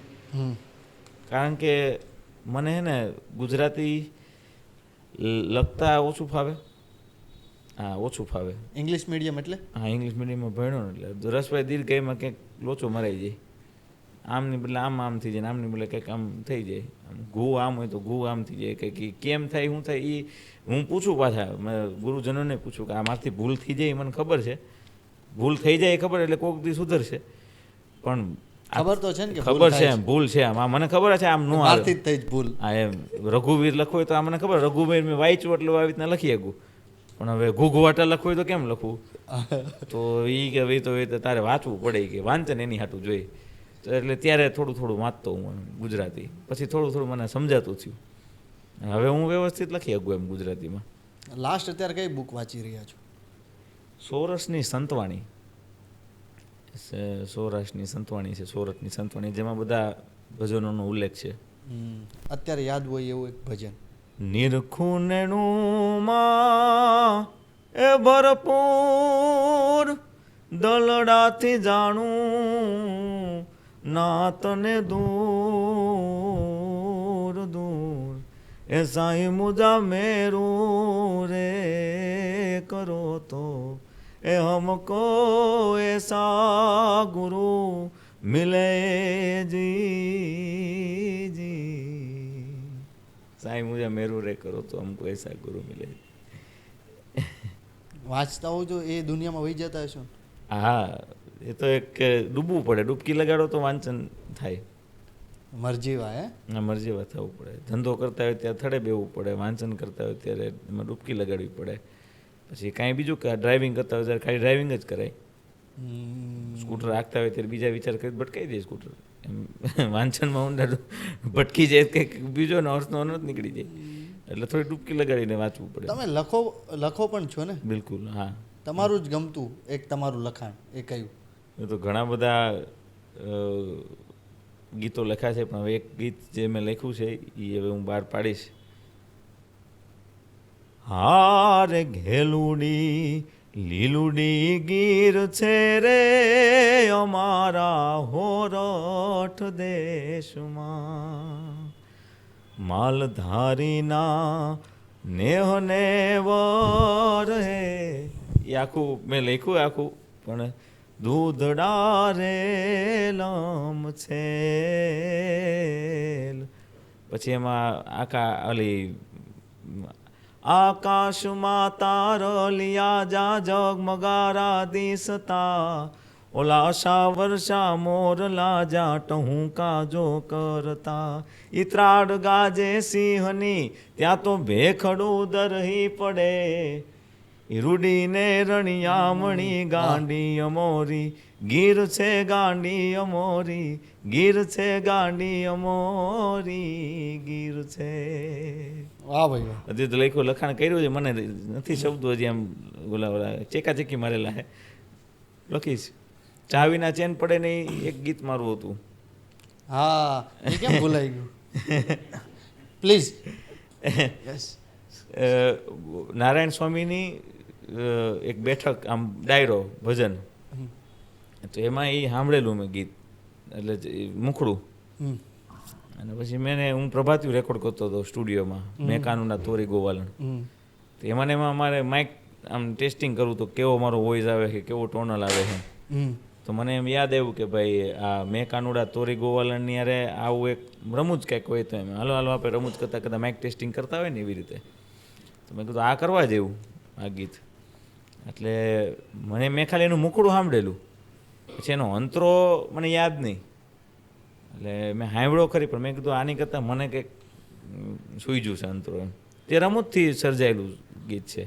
ને પછી લોકોએ બહુ એને પ્રેમ આપ્યો કે ચા વિના મને ચેન પડે નહીં જી, એ મન મારું મૂંઝાય રે, આ ચા વિનાનું મને ચેન પડે નહીં. કે ઉગતા પોરે હવ કોઈ પીવે જી જી, ઈ પીવે પ્રેમથી હે પ્યાલો રે, ક્યા વાત. આ હાંજ પડે ત્યાં ભરે હબળકા, હવળકા. હાંજ પડે ત્યાં ભરે હબળકા, એ પ્રેમી પીવે આઠે પોર રે, આ ચા વિનાનું મને ચેન પડે નહીં, ચા વિના રે મને ચેન પડે નહીં. વાહ ભાઈ વાહ, વાહ ભાઈ વાહ. જ્યારે પણ અમારે રાજકોટ આવવાનું થાય એટલે અમારા એક મિત્ર છે અજયભાઈ, જે આરજે છે. હા, બિલકુલ ઓળખું છું. એ અમને ચા પીવડાવવા લઈ જ જાય. અરે વાહ, રાજકોટની ચા પાછી. હા, રગડો ચા ઘાટી. તો તમને આમ ચા પીવાની આમ કેમાં ગમે? રકાબીમાં, પેલા પ્લાસ્ટિકના કપમાં કે પછી કાચના કપમાં? અને રકાબી કઈ પછી અડારી. સ્ટીલની કે પછી ઓલી? અડારી આપણી એને અડારી કહેવાય ને. ઓહ હા, ઓકે. રકાબી. રાજકોટ સાઈડ હા, કચ્છમાં અડારી કહેવાય, દેહી ભાષામાં અડારી કહે ને. ઓકે. તાહડી પાછું અલગ. હા, તાહળી અલગ, અડારી એટલે રકાબી. વાહ. ચા હે આ ચાલ્યું એવું તમને ખબર? થોડોક ઓલો અણસાર આવી ગયો તો કે હા આ ચાલશે? નહીં, નહોતો આવ્યો, કાંઈ ખબર જ નહોતી. કન્ટેન્ટ મેં કીધું અરે આ બન્યું હતું ને એટલે મેં કહ્યું સારું બન્યું છે એમ ખબર હતી. પછી એને લોકો સુધી કેમ પહોંચાડો એટલે જયભાઈને મેં ફોન કર્યો. મેં કીધું આપણે આ એક વિડીયો બનાવો છે આનો. તો હું કેમેરો ને ટ્રાયપોડ ને એવું બધું લઈને ગયો. તે મને કે મેં વિડીયો બનાવ્યો તો એના કે મારી વાડીએ બનીએ તો થાય કે બધું નેચરલ લાગે, આપણે વગડામાં ચા બનાવતા હોય એવું. સારું તો ગયો હું ત્યાં. સારું તો ગયો એમ? હા, કે આવું લાગે આજ જે બધી વસ્તુ રો વસ્તુ વધ્યું છે કે સારું તો ગયો. હવે બુલેટમાં ગયા, એનું બુલેટ જિંદાબાદ. બુલેટમાં ફરવું જોઈએ છે હમણાં. બુલેટ બહુ જિક્ર થાય છે. અરે ફૂલ એનું ઘોડીનું નિશાન દોરેલું છે, ઘોડીનું ચિત્ર દોરેલું, એનું વ્હાઇટ કલરનું બુલેટ, અને એમાં નીકળ્યા. તો પછી અહીંયા ગયા એટલે મેં કીધું આપણે દૂધની થેલી તો લેતા જઈ, હા. ચા બનાવી છે. હા, એ કે વાડીએ શું હોય કે, તો સવારનો ટાઈમ હતો 7:30-8 વાગ્યાનો. હા. તો દૂધની થેલી લીધી, અહીંયા ગયા તો મેં કીધું બનાવી હેમાં હા. ત્યાં ઓલું હતું તો બનાવ્યું પાત્રમાં તપેલી જેવું હતું, તેમાં નાખ્યું દૂધ. કારણ કે મેં કીધું વિડીયોમાં આમ દૂધ આપણે નાખતા હોય ને એવું વિડીયોમાં આપણે બતાવવું એમ. તો એ એમ ખોલી, પછી મેં કીધું આમાં તો કોથળી દેખાય, આ તો ખરાબ લાગે. એટલે કીધું આપણે દૂધની ધાર જ દેખાય એવું કરીએ આમ આગે. કોથળી નહીં, કોથળી ન દેખાવી જોઈએ. તો એ કે હું આમ રાખવું છે, તમે જોઈ લ્યો એ કે. એટલે હું આમ મેં કેમેરો સેટ કરું, એ આમ જો ધાર ને હું આમ જોયા રેડી કરવા માંડો. બળી ધાર. એટલે મને કે રેડી, 1 મિનિટ આ હે ને થોડુંક એક રીટેક કરું, પણ તમે આમ ચાની ભૂકી નાખો કીધું, આમ થોડીક 2 વખત આમ છાંટવા, મતલબ ઉપરથી આમ. આ જેટલી ડિરેક્શન ચાલુ હતું. હા એમ આમ તમે એકાદ નાખો તેને કે હવે અમે હજી થોડીક નાખો, આમ જાજી નાખવી છે. પછી મેં હવે ખાંડ નાખો થોડીક, અને મેં કીધું આમ ઉકાળો લ્યો તો હું બીજો શોટ લો આમ તો. પછી કે આમ કરીને આમ કરીને ઓલા તાવીથામાં ચોટે ચા. એટલે પછી મેં કીધું આ તો હવે આપણે પછી આમ કરી, પછી આમ વાયળી, એમ કેડબરી ડેરી મિલ્ક થઈ ચાને બદલે. એટલે કંઈક કરવું હું રીટેક આવીને પછી કીધું આ પીવી કેમ હવે, આ ચા તો પીવી કે આપણે ખાવી? અડધી કલાકથી કેવી ચા બનાવી તો કે એ તો લેવાય નહીં વિડીયોમાં. એટલે પછી જે વિડીયો તો રીલ હતી મૂકી. આ વિડીયો છે. હા, એટલે ઓલું આ ચોકલેટ બનાવી નથી, ચા ઉકળે ત્યાં સુધી રાખ્યું. પેક જેટલી બિસ્કિટ ખાધા હતા, સોરી પીધી હતી ચા. હા, એટલે અમે આમ રાખીએ થોડીક 2 ટીપા. કીધું જેટલી આમ ખાલી વિડીયોમાં દેખાડી દે એમ પી આપણે ચા એમ. હા. અરે વાહ જય ભાઈ, હું ચા બનાવી કીધું. વાહ, આમાં ક્યાં પીધી. રાત્રે અત્યારે આમ નીકળી જાવ મિત્રો સાથે ક્યારેક ચા પીવા? ના, એવું મારે ચાના બહાને કઈ મળવાનું થાય એમ? ને ક્યાંય નહીં. હું મારા સ્ટુડિયો કાં તો મારા ઘરે હોઉં, જે ક્યાંય ન હોઉં. અત્યારે જેટલા સોંગ આપણે જોઈએ છે કે ઘણા બધા એવા સોંગ છે જે રિમેક્સ બનતા હોય છે, તો તમને એવું લાગે છે ખરા કે એ જે સોંગ એટલા અપડેટ થઈને જે બને છે તો એમાં ઓરિજિનલ તત્વ કોઈક જગ્યાએ છૂટી જતું હોય છે ખરા? હા, થાય, એવું થાય છે. એ જે ન થવું જોઈએ થાય છે. તો એનો મેઇન પ્રોબ્લેમ ક્યાં આવે છે?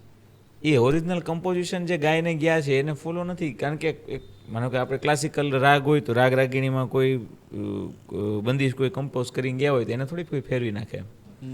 મુકેશજીના ગીત હું કંઈક અલગ રીતના ગાઉં તો કાંઈ થોડા સારા લાગે. જે બધા ગીતો છે રફી સાહેબના, મુકેશ સાહેબના, કેમ હજી ગવાય છે જેમ છે એમને એવા જ ક્યારેક music ક્યારેક સાથે. આમ સાંભળવા ગમે પાછા આપણે રિમેક્સ. પણ એ સાઉન્ડના લીધે ગમે, અત્યારનું સાઉન્ડ રીચ છે ને એટલે. પણ જૂનું જેને ખબર હોય, જેને સાંભળ્યું છે જૂનું, એને ન ગમે. કારણ કે એને તો સાંભળ્યું છે ને, ઓરિજિનલ ચાખી લીધું છે ને, એટલે થોડું ઓરિજિનલી ઓરિજિનલ હો નકલ એક અસલ નો બનાવી શકે. નકલી નકલ ને ના હોય અકલ. નકલ ને ન હોય અકલ. મેન અત્યારમાં ખાસ કરીને આપણા જનરેશનની વાત કરીએ તો સાહિત્યને હજી વધારેથી વધારે લોકો સુધી પહોંચાડવા માટે અને બચાવવા માટે શું કરવું જોઈએ? કાંઈ નહીં, જેમ જેમ રજૂ જ કરવું જોઈએ. વધારેથી વધારે. હા, વધારે જેમ છે ને, પેલા જે છે એ જોઈ લે, સમજી લે. જે અત્યારે પેઢીઓ છે વડીલો છે આપણે કે જે હવે આપણી પેઢી છે, આપણો વારસો છે એને સંભાળી લે અને જેમ છે એમ રજૂ કરે. એમાં કોઈ આવરણ ન કાઢે એમ કે આ ગમશે કે નહીં, હું રજૂ કરો એક વખત. તો અત્યારે જેટલું પણ આ ડીજે નાઇટ ને બધું બહુ બધું ચાલી રહ્યું હા, છે, એ તો એક કલ્ચર છે. તો મેન ફોક તરફ લઈ જવા માટે શું કરવું જોઈએ? ફોક તરફ લોકો આવી જાય, આપણે તો કાંઈ ન કરીએ કે આપણે તો રજૂ કરીએ ગઈએ, રજૂઆત કરીએ કે લોકો એને ગમે તો આવી જાય એની રીતે. બાકી આપણે જેને પીઝા ખાવા છે પીઝા જ ખાશે, જેને રોટલા ખાવા છે રોટલા જ ખાશે, જેને જે ખાવું છે જેને જે કરવું છે એ જ કરશે. એને વાળી ન હગીએ આપણે, એ તો એને સમજાય તે દી એની રીતે વળે. એટલે આમ અઘરું કેટલું એ લોકોને કનેક્ટ કરવા માટે? અઘરું તો કાંઈ નથી, અઘરું નથી, બહુ સહેલું છે, અતિશય સહેલું છે. પણ જો આપણે એ દ્રષ્ટિકોણથી જોઈએ ને તો, કારણ કે એની સાથે કમ્પેર કરવા માટે લોકસંગીત જ એક જ છે, એક બાજુ જ છે, એની સાથે કમ્પેરિઝન કાંઈ નથી. એક સીમાડો હાચવીને બેઠું છું, એની સામે બધું ઝાંખવું પડે, વેસ્ટર્ન કલ્ચર કે XYZ ડીજે બીજે બધું, આનો આખો પલ્લો ભારે. હા. તો શું સરકારે વધારેથી વધારે આમાં કંઈ કરવું જોઈએ ખરા? તમારા પર્સપેક્ટિવથી ખાલી વાત કરું છું કે આ સાહિત્યને વધારેથી વધુ લોકો સુધી પહોંચે. સરકાર કરે જ છે પ્રયત્નો બધા, અને એને મેળાપો કરતા હોય છે, કાર્યક્રમો કરતા હોય છે, કલ્ચરલ ઇવેન્ટ્સ કરતા હોય છે, યુથ ફેસ્ટિવલ આ તે બધું કરતા હોય છે. બાળકો જે કોલેજોમાં હોય એને એમાં કે તમે ભાગ લ્યો, અને એમાં ગુરુ શિક્ષકો એને બધી માર્ગદર્શન આપતા હોય, એ બધું સરકાર કરે જ છે. અને સરકાર તો એ કરી કે પણ અંતે તો મેં કીધું ને એમ કે લોકો સામે એને જાગૃત થાય ને, એ જ જાગૃતિ આજ સાચી છે. બાકી તો ગળા ફાડીને આપણે ગાઈએ નાખીએ, તો લોકોને સમજવું હોય તો એટલે એને રસ હોય એ આવે એમ. તો અમિત, ટોટલ શો કેટલા થયા આજ સુધીના, લાઈવ શો? આજ સુધીના મેં પ્રાઇવેટ ઇવેન્ટ ઓછા કર્યા છે, પણ બધું ગણીને કરો તો 100 જેટલા થઈ ગયા હશે, 100-120 જેટલા. 100-120.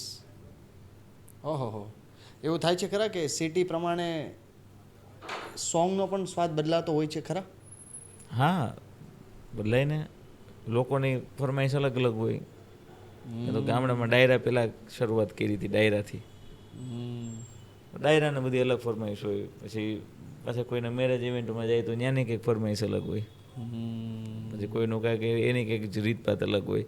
પછી ઓલી બાજુ આણંદ બાજુ અમે શો કરેલા છે તો ત્યાં અલગ કલ્ચર હોય, તો એ બધું અલગ અલગ અનુભવાતું હોય છે. આજ સુધીમાં એટલા બધા શો કર્યા, એમાંથી યાદગાર એક શો રહી ગયો છે ગમે તે રીતે, એ કયો શો? જેટલા શો કર્યા છે એમાંથી મારા શો મેં વધારે કર્યા છે, જે મેં જ પ્રેઝન્ટ કર્યા હોય એ બધા શો મારા યાદગાર છે. મેં ઓલું સોલ્ડ આઉટના પાટિયા બહુ જોયા તમારા શો. દેશી નાનું પાટિયું લખતો એક તો મેં રીલ મસ્ત જોઈ હતી, તમે એક્ટિંગ કરી હતી, મને ખ્યાલ છે કે તમે આવો છો, બેસો છો અને ભાઈ લખું છું કે સોલ્ડ આઉટ લખ્યું. એટલે એ મસ્ત, તમે એક્ટિંગ સારી કરી લે. એમાં કે મને ફોન આવ્યો મારા એક, મને એટલે એ સાચું છે, તો હું નાનો એ સોલ્ડ આઉટ પણ તમે એક્ટિંગ સારી કરી હતી, આવી રીતે બેસી મસ્ત પ્લાનિંગ કોણે કર્યું હતું? મેં અરે એમાં એવું હતું કે એ મારા જે એક મિત્ર છે ને મને કહે કે આપણે શો સોલ્ડ આઉટ થઈ ગયો અમિતભાઈ, કે હું વાત કરો કે આપણે કે વિચારતા હતા એક સીટ ભરાઈ ગઈ કે હેમુગુડી હોલની. અરે મેં કીધું વાહ, કાયદેસર સોલ્ડ આઉટ થઈ ગયું. હું આમ જ બોલ્યો ફોનમાં, કાયદેસર સોલ્ડ આઉટ લખ્યું હતું, મેં જોયું હતું કે કાયદેસર. એટલે હું આમ ફોનમાં કીધું કાયદેસર સોલ્ડ આઉટ થઈ ગયો? હા કાયદેસર, પાકું, કોઈ બ્લોક સીટ નથી ને, પાકું. હાલો મેં કીધું હું મારા ઘરથી હેમુગુડી હોલે વોકિંગ ડિસ્ટન્સ થાય. ઓકે, મેં કીધું હાલો હું હેમુગુડી હોલે પહોંચું, તમે આવો. કે વાંધો નહીં એને, એટલે હું સીધા આવ્યા. મેં કીધું આલ્યો ફોન. તો હું ઘરેથી નીકળતો હતો, મારી બાજુમાં એક નાની બાળકી રહે છે. મેં કીધું તારે ઓલી પેટી ઓલો પાટીને પેન દેતો, એ ઓલી લખતી હોય ને એમાં કંઈક દોરે ને એવું કરે, નાની બાળકી છે. તો હું લઈ ગયો, હું મારા દાદરા ઉતરતો હતો ઘરના બિલ્ડિંગના, લાવ તારું મેં પાટીને પેન લઈ આવ્યો. હું હાથમાં લઈને ગયો તો કે હા અમિતભાઈ કે હું નહીં, હું કે હાથમાં પાટી પેની કે તમે શું આલ્યો ફોન, હું કબ એમ કરો સોલ્ડ આઉટ થઈ ગયો. હવે તો હું તમે કહું ને એને નહોતી ખબર કે હું કરવા માંગ. હું જેમ કરું, હું જ્યાં લખું એમ તમારે કેમેરો કરવાનો રહેવાનું, બીજું કંઈ કરવાનું જ નહીં. ઓકે કે મેં કીધું હાલો તેને સીધો શરૂ કર્યો. હું સીધું અહીંયા બેઠો, હું લખ્યું કાયદેસર સોલ્ડ આઉટ, હાઉસફુલ નાનું પાટિયું એમ કરીને હું ડોલ બંધ કર્યું. હું તો મારે એમ ડોલ પછી તૈયારી કરવા ગઈ. પછી હવે મેં કીધું આ સોલ્ડ આઉટ થઈ ગયો, બીજું હું આમાં હું તો પછી અંદર બીજી તૈયારી કરવા લેવું હતું. મજા આવે ને આવું બધું જોવું, સોલ્ડ આઉટના પાટિયા ને બધું. મેં એક લોકો એની રીતે આવે ને, મેં તમને ન કીધું એની રીતે આવે, એક ટિકિટ આવે, એક ટિકિટ વેચાય તો હરખ થાય એનો. અરે વાહ, લોકો પોતાનો સમય, કિંમતી સમય ફાળવે છે ને, તો હું એની હાટું શું કરું એમ. હા એવો મને ઘણા ઉમળકા આવે અંદરથી કે વાહ, એનો કિંમતી સમય મને આપે છે લોકો. 1000 લોકો મને કિંમતી સમય આપીને આવશે એનો પોતાના જીવનનો, તો હું એને શું આપું એવું કે એને એ ફળે એમ. એટલે એને એમ થાય કે ભાઈ વસૂલ એમ. તમે જે આખો શો કરો છો, તમે તો મેન સ્ટેજ ઉપર હોવો જ છો, હા તો તમને તો એટલી ક્રેડિટ મળતી હોય છે, માન સન્માન ને બધું જ મળતું હોય છે. બિલકુલ તેમ આખી ટીમનો પણ એટલો જ ફાળો હોય છે. બિલકુલ. પણ સૌથી વધારે મહેનત કોણ કરતું હોય છે આખી ટીમમાંથી? પર્ટિક્યુલર એક વ્યક્તિનું નામ દેવું હોય તો કઈ પોસ્ટ? બધા લોકો આ ખાસ કરીને મારા એ સાથે જે સંકળાયેલા છે, જોડાયેલા છે, આખી ઓન સ્ટેજ, ઓફ સ્ટેજ, હિતેચ્છુઓ, મિત્રો, પછી વોલેન્ટિયર્સની ટીમ, સોશિયલ મીડિયાની ટીમ, બેક સ્ટેજની ટીમ, સાઉન્ડની ટીમ, લાઇટની ટીમ, એ બધા લોકોનો એક સરખો ફાળો રહે છે. બધાએ એક સરખા દોડે, કારણ કે આખો એમાં હું નથી ક્યાંય. આખો શો એમના માટે છે, એમના થકી છે, એટલે બધાની ખૂબ મહેનત હોય છે એમાં. તમે એક નવરાત્રિ પણ કરો છો, એ કોન્સેપ્ટ થોડુંક જણાવો ને પ્લીઝ. MGM કરીને નવરાત્રિ અમે કરીએ છીએ, મા ગરબી મંડળ કરીને. રાજકોટમાં અમે 2023માં પહેલી નવરાત્રિ કરી. 2023માં MGM કરીને પહેલી નવરાત્રિ કરી, કે જેમાં આપણા જે સાંસ્કૃતિક માતાજીના ગરબા છે અને લોકગીતો છે એનો જ ખાલી માત્ર સમાવેશ થાય. અને એ પહેલાં ઓલા મોટી મોટી જીવાળીનું તબલું ને ઢોલક ને ઢોલ ને એવું બધું, પહેલા વર્ષે એક એવું આયોજન કર્યું કે મોટી જીવાળીનું તબલું રાખીએ, ઢોલ બોલ ને એવું.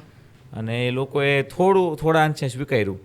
પછી એ બીજું વર્ષ કર્યું, એમાં અમને સારો પ્રતિસાદ મળ્યો.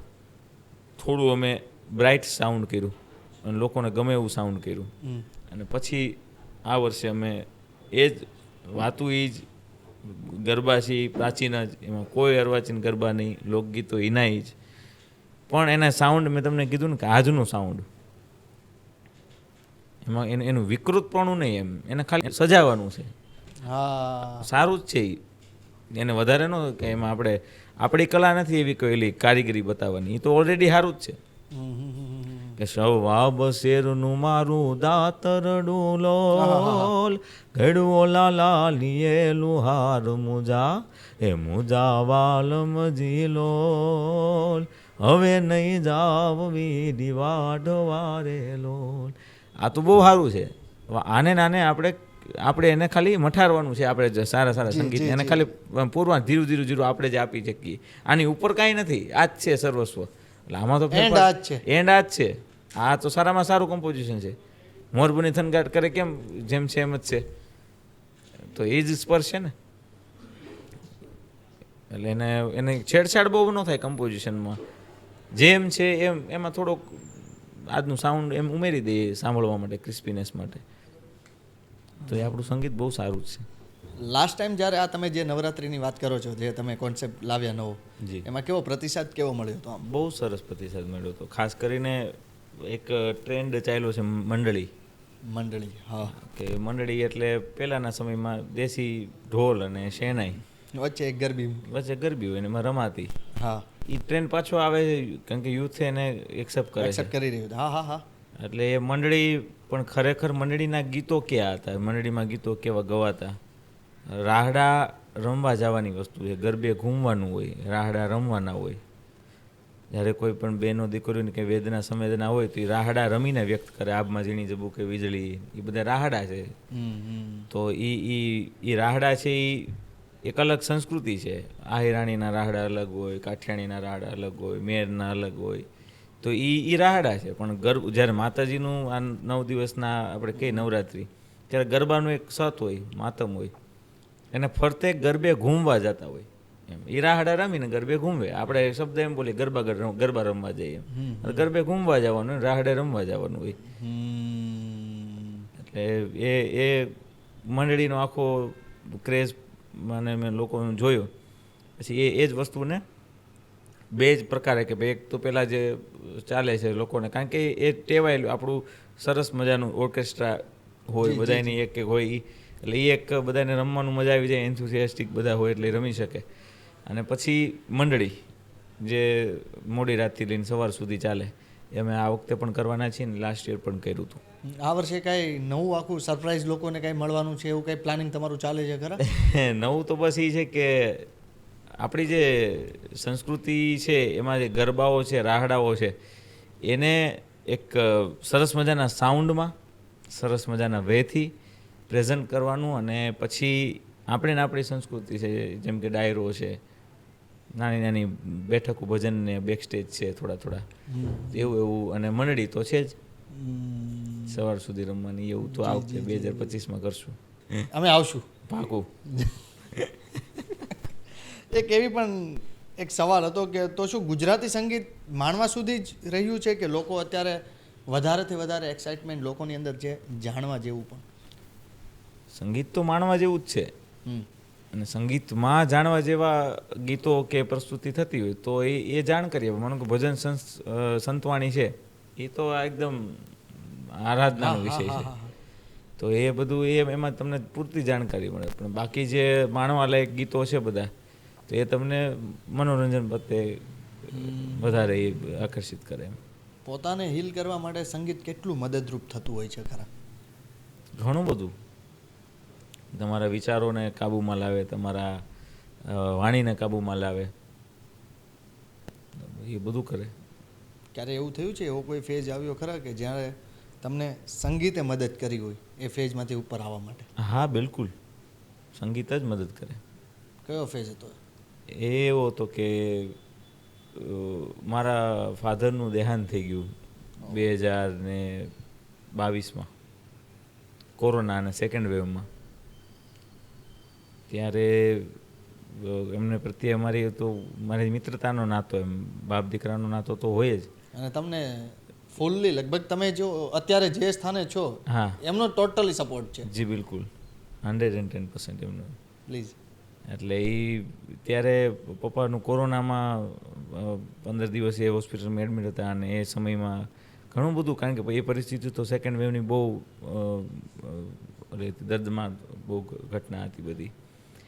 પણ ત્યારે એમાંથી પસાર થવું, એ પસાર પછી મારી ઉંમર 21 વર્ષની હતી ત્યારે, અત્યારે 25મું હાલે છે, ત્યારે 21 વર્ષની હતી ને ત્યારે એમાંથી પસાર થવું, બધું સામાજિકતામાં ભળવું, ત્યારે તો જે બાળક મન હોય, પણ એને હજી થોડું મેચ્યોર કરી અને સમાજમાં પ્રસ્થાપિત જીવન જીવવું અને જવાબદારીઓને લેવી, એ તરફ મારે વળવાનું હતું. અને એમાં મારે મનથી મક્કમ રહેવું પડે, કારણ કે એ તો પરિસ્થિતિ છે, પરિસ્થિતિ ગમે એ કરે એમ. ત્યારે સંગીત છે એ સહારો આપે, ત્યારે ભજનો છે એ આપણને આશ્વાસન આપે, સાંત્વના આપે. પિતાશ્રીને એવા કયા કયા શબ્દો યાદ આવે છે કે તમારે તો કોન્સેપ્ટ આ કરવો હતો, જી, તમારા કલ્ચરની વાત તમારે કરવી હતી, જી, એ તમે પપ્પાને જ પહેલી વાર શેર કર્યું હતું, બિલકુલ. અને પછી તમારા એ કોઈ એ શોમાં આવ્યા હતા અને એને જેટલું પ્રાઉડ થયું હતું, એ કયા શબ્દો હતા યાદ આવે છે કંઈ? કરતું રહેવું, એનું એક જ હતું, કરવાનું, ઊભું નહીં રહેવું. ઊભું નહીં રહેવાનું, કરવાનું, જે કરવું એ પણ કરવાનું, સાચું કરવાનું, સાચી નીતિથી ને સાચી દાનતથી કરવાનું, એટલે એ સફળ થાય જ થાય ને થાય એમ કહેતા. 3 વખત બોલે, થાય ને થાય. ઓ, એટલે એના જેવું. ક્યારે આ સમય આખો શું શીખવી ગયું જ્યારે એ છાંયો ઉપરથી ગયો ત્યારે ફાઇનલી? ઘણું બધું, વાસ્તવિકતા ઘણી બધી શીખવી જાય, કારણ કે ક્યારેક આપણે માતા પિતાના છાયામાં રહેતા હોય, આપણે આજુબાજુના ઓલામાં રહેતા હોય, ત્યારે કાલ્પનિકતા આપણા મગજમાં વધારે હોય, કાલ્પનિક દુનિયામાં વધારે રહેતા હોય, આમ થઈ જાય ને આમ કરશું ને આમ થવા મન છે, નહીં તો આમ જ હોય ને. એ પછી કેમ હોય, એ કેમ થાય, એ પછી તમને ત્યારે ખબર પડે કે પ્રેક્ટિકલ કાંઈ ના ખબર હોય. ત્યારે આ વાસ્તવિકતા ખબર પડે કે આ હતું એટલે આમ થતું હતું. એ એમને એમ નહોતું થતું, એ આ હતા એટલે થતું હતું. એ હવે ન થાય, હવે આપણે કરવું પડે ને એ કેટલું અઘરું છે હવે આપણને ખબર પડે અને વાસ્તવિકતાની નજીક જાય આપણે. અત્યારે તમને એવું દેખાય છે કે ઘણી બધી જગ્યાએ થોડોક જનરેશન ગેપ આવી ગયો હોય? હા, વિચારોનો ગેપ આવે એ જનરેશન ગેપ, એમ વિચારો. બાકી જનરેશન ગેપ આમ હોતો નથી. હું મારા દૃષ્ટિકોણ પ્રમાણે વિચારોનો ગેપ હોય છે કે વિચાર શક્તિમાં ઘણો બધો ફેરફાર આવી ગયો છે. તો વિચાર શક્તિ વિચાર એક થઈ જાય તો કાંઈ ફેર નથી. તો પછી ખાસ કરીને અત્યારે એવા એવા ફેઝમાં શું કામ અમુક યંગસ્ટર ડિપ્રેશનનો શિકાર તરત બની જાય છે? શું કામ એન્ઝાઇટી તરફ આવવા મળે છે? સમજણનો અભાવ ક્યાંક હોય તો થાય એવું, મારા મત મુજબ. કારણ કે મૂળિયા સાથે જોડાયેલા હોય, એટલે તો મૂળ છે ને, સંસ્કૃતિ એટલે તો મૂળિયા તરફ લઈ જાય છે આપણને. આપણું મૂળ શું હતું એમ, કેવી રીતના બેસાય, કેવી રીતના બોલાય, કેવી રીતના હસાય, કેવી રીતના વાતચીત કરાય, કેવી રીતના કોઈને રામ રામ કરાય, કેવી રીતના કોઈને આવકારો અપાય, કેવી રીતના કોઈને ઠપકો અપાય, એ બધું તો આપણને શીખવાડે આમ સંસ્કૃત. બીજું કાંઈ ન શીખવાડે. એમાં કાંઈ વાર્તાઓ હતી તેમાં શું હતું, એમાં મર્મ હતા, મૂલ્યો હતા. તે મૂલ્યો શીખવાડવા માટે, સમજાવવા હાટું કે એ દર્શાવવા માટે તો વાર્તા એક દ્રષ્ટાંત હતું એમ.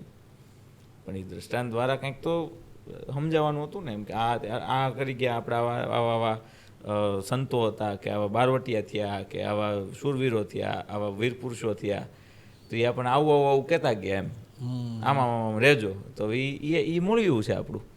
એને મૂકતા નહીં, માન મર્યાદાને ન મૂકતા, તમારી સંસ્કૃતિ ન મૂકતા, શ્રદ્ધા, તો એ બધું તો મૂળ છે આપણું. એ ત્યાંથી તો સમજણ આવે. સમજણના કાંઈ ટીકડી તો નથી કે ખાઈ જઈને આવી જાય રાતોરાત. એટલે આ ઘણી જગ્યાએ એવું પણ થતું જ હોય છે કે ભાઈ તમારી જ્યાં એ સમજણની જ ભૂલ છે. અને પણ લોકોનું કેવું અત્યારે ખાસ કરીને એવું છે કે છે ને, બ્લેમ તરત કરવા મળે. હા, કે આ નહીં, આ નહીં, આ મારી ભૂલ મારે નથી સ્વીકારી. હા, હું કહે છે અમિતની ભૂલ છે. સ્વીકાર ભાવ પણ હોવો જોઈએ, હું તો એમ કહું છું. બિલકુલ. એ તો છે. નથી કબીરનો જ એક દુહો છે કે બુરા જો ઢૂંઢન મેં ચલા, મિલાના બુરા કોઈ, જબ દિલ ખોજા આપના, મુझसे बुरा न कोई. એ એક સ્વીકાર ભાવ છે એમ કે આપણે આ રોજને રોજ ગાંધીજીનું સૂત્ર છે એક, કે જીવવું એવી રીતે કે જાણે અંતિમ દિવસ છે, અને શીખવું એવી રીતે કે ક્યારેય મૃત્યુ નથી એમ. હા, તમે શીખવાનું રોજ સવારે શૂન્ય થઈને આવો તો કંઈક તમારામાં ભરાય એમ.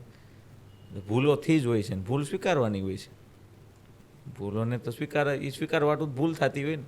હા, પછી હરોજ નવી ભૂલ થવી જોઈએ. હા, તો જ શીખવા મળે ને. રોજ સેમ થાય તો એ તો આદત કહેવાય. એકને એક ભૂલ બીજી વાર અપરાધ કહેવાય.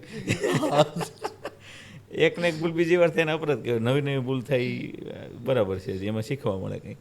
હા, એક હમણાં જ મેં એક જગ્યાએ કોકના મોઢે સાંભળ્યું હતું કે ખરતા તારાને જોઈને શું વિશ માગવી, કે ઉગતા સૂર્યને જોઈને નવો પરિશ્રમ ના કરીએ, કે ભાઈ ઓલો બળે છે તમે એને જોઈને વિશ માગો છો. સોશિયલ મીડિયાની ખાસ આપણે જો વાત કરવા જઈએ તો તમને સોશિયલ મીડિયાએ કેટલી હેલ્પ કરી છે? ઘણી બધી. સોશિયલ મીડિયાએ તો ઘણી બધી હેલ્પ કરી છે. કારણ કે સોશિયલ મીડિયા થકી જ લોકો સુધી, કારણ કે બે પાસા હોય સિક્કાના, દરેક વસ્તુના બે પાસા હોય છે.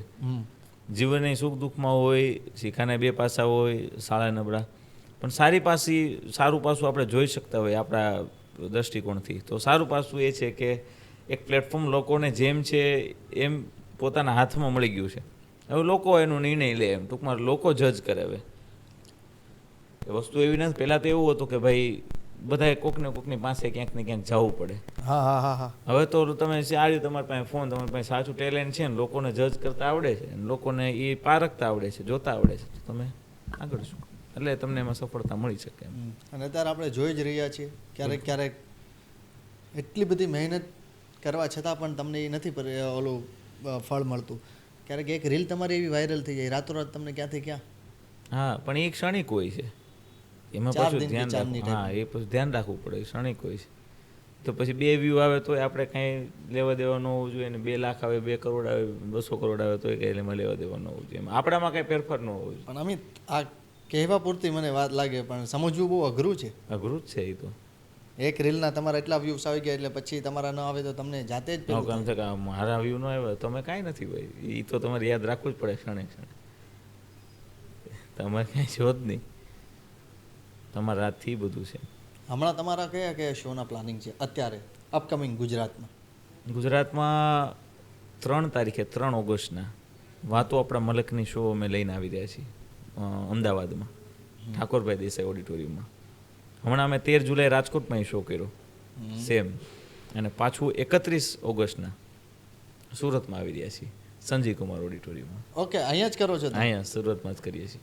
વાહ, અમિતભાઈને આપણે સાંભળવા જવાના છે એક અનુભવ. બિલકુલ, બધા સુરતવાસીઓને ભાવભર્યું આમંત્રણ છે કે વાતો આપણા મલકની કાર્યક્રમ છે અમારો, એ 31 ઓગસ્ટે સંજીવ કુમાર ઓડિટોરિયમમાં આવી રહ્યો છે. એની ટિકિટ્સ પણ અવેલેબલ છે બુકમાય શો ઉપર. સાવ ઓછા દરે ટિકિટ રાખી છે કારણ કે એક જ માત્ર ભાવ પહેલી છે. રો પણ તમે બુક કરી શકો. હા, પહેલી રોય બુક કરી એવું એમ. First on first come basis, ખાલી માત્ર સંસ્કૃતિ માટે અને સાહિત્ય માટે, સમાજને કંઈક આપણે જે થાય જેટલું જે આપણે સમાજ પાસેથી જ સાંભળ્યું છે ને, વાતું સમાજની જ છે, સમાજ પાસેથી લોકો પાસેથી આવેલું સંગીત છે તો લોકોને દેવાનું છે. ઓકે, આ તમારો આખો કાર્યક્રમ કેટલી ડ્યુરેશનનો કેટલું હોય છે? શું 1.5 હોય? કલાક. 1.5 કલાક. 1 કલાક 30 મિનિટ. જેમાં કલ્ચરની એક વાતો હોય છે અને મ્યુઝિક. હા, સાહિત્ય અને સંગીત બે પ્રસ્તુતિ હોય છે. ઓકે, હવે પછી કઈ નવો પ્લાન ખરો કે નવું કઈ વિચારી રહ્યો કે આવું લાવવું છે માર્કેટમાં? હા, ઘણું બધું નવું છે એ બધું તો, કારણ કે હવે અત્યારે તો કેવું છે નવરાત્રિ મને ગરબા ઘૂમતા હોય મગજમાં. હા, બહુ નજીક છે. હા, એટલે બધું હવે બધા ઘૂમવા માંડ્યા છે, એટલે પછી હવે આ બધું પૂરું કરીએ થોડીક નવરાત્રિ કરશું. હા, નવરાત્રિ કરી પછી પાછા શો ઉપર લાગશું, ત્યારે નવું કંઈક લાવશું 2026માં. ગરબા રમવા ગમે છે ખરા? નહીં, મને આવડતા જ નથી. મને માંડ ઓલું ટીટોળો આવડે આમ કરતા કરતા, આમ બે પગ આમ. જયભાઈ બધી જગ્યાએ હારે તો જયભાઈને કયો શીખવાડે કે જયભાઈને આવડે દોઢિયો? એને આવડવું બે સરખા. અંધે કો અંધા મિલે. તો ક્યારે તમે ના વિચાર્યું કે કંઈક શીખી લઉં? કેમ કે વિચાર તો મને આવે જ, પણ શૂટ ન થાય ને એમ. મને આમ રમતું આમ મને જ કલ્પના હું ન કરી શકું રમે એમ. ઠેકડા મારતો હોય ને એવું લાગે સ્ટેજ ઉપર. પાછળ વાળો ભૂલી જાય એમ? હા, ઓલો સ્પ્રિંગ ન ઓલા ઉપર ઠેકડા ન મારતા ઢીંચા ગયા એવું લાગે. એટલે હું પછી બહુ સારો નહોતો લાગતો, ડાગલા જેવો લાગતો હતો. રમવાનું બંધ કરી દીધું. એટલે આવ્યું શીખવું જ નહીં આપણે. કીધું આ ભેગું જ નહીં થાય, આ કામ આપણું છે ને, આપણે ગાવાનું છે, આપણે ગવાય શાંતિથી સ્ટેજ ઉપર બહુ.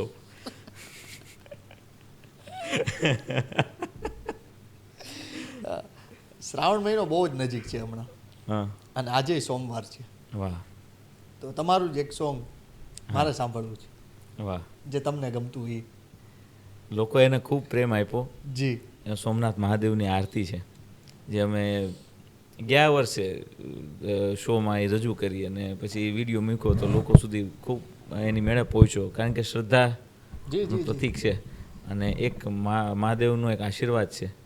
અને એ ગીત છે સોમનાથ મહાદેવ ભોળિયા, સોમનાથ મહાદેવ ભોળિયા, કરું તમારી સેવ, જટામાં વહે માત ગંગેવ, પતિતને પાવન કરતી, પાર્વતી ના પતિ ખોડલે રમે, ગુણનો પતિ જાપ નિજ જપે, જતી ને સતી આરતી રોજ ઉતરતી, હર હર હર મહાદેવ ભોળિયા, હર હર હર મહાદેવ, હર હર હર મહાદેવ ભોળિયા, હર હર હર મહાદેવ.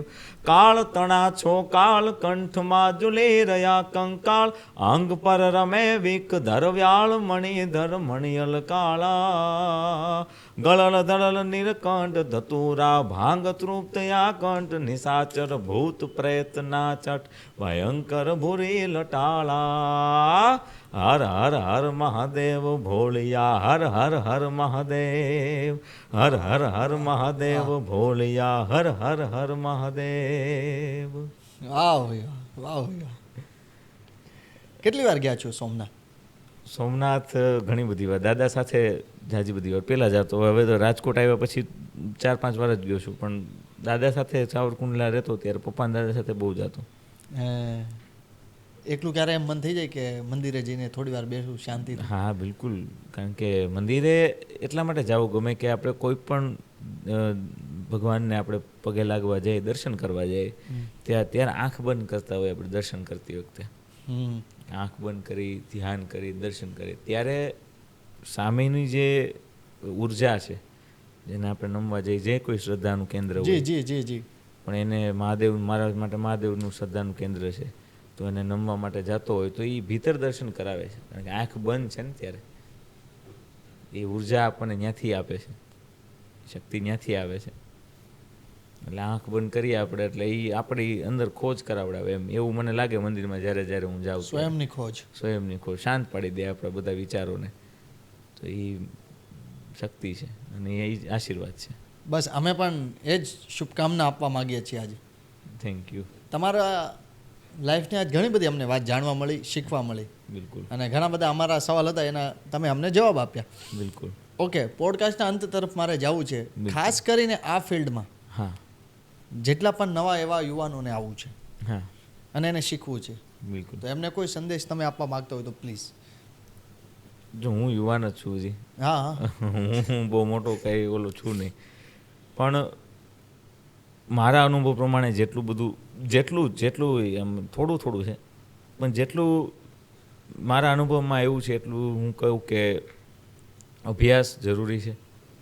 સોશિયલ મીડિયા એ મીડિયા છે કે કરિયર નથી, એમ એ મીડિયા કહેવાય. તો મીડિયા થોડું કોઈનું કરિયર હોય, એ તો વ્યક્તિત્વનું કરિયર હોય. એટલે ભ્રમિત દુનિયાથી બહુ દૂર રહેવું, લક્ષ્ય હોય એનાથી નજીક રહેવું, આ એક મારો એક જીવનનો સિદ્ધાંત છે, એ જ હું કહું છું એમ. લક્ષ્ય નહીં ભટકવું. લક્ષ્યની નજીક રહેવું. અત્યારે આપણે એની નજીક એને ત્યાં એને પામવા માટે આપણે દોડ મૂકવી એમ. ભ્રમિત દુનિયાથી આગવું રહેવું. આ બધી ભ્રમિત છે, ઘડીક નથી, ક્યારેક હોય ક્યારેક ન હોય, એ તો દુનિયા છે, આખી અલગ દુનિયા છે એમ. એને એમાં પડવું નહીં, કાંઈ તો આપણે લક્ષ્ય ભટકી જાય, આપણે જ્યાં પહોંચવાનું છે. આપણે જે કરીએ છીએ એ કરવા માટેનું માધ્યમ બરાબર છે, તમે જે કરો છો એ બતાવો એને એમ. એનાથી જ તમે નથી એમ. મીડિયાથી તમે હો તો મીડિયા જે દિન હોય તે દી તમે શું કરો? એટલે મીડિયા ઉપર ભરોસો ન રાખે, પોતા ઉપર ભરોસો રાખે. ઓરિજિનલ.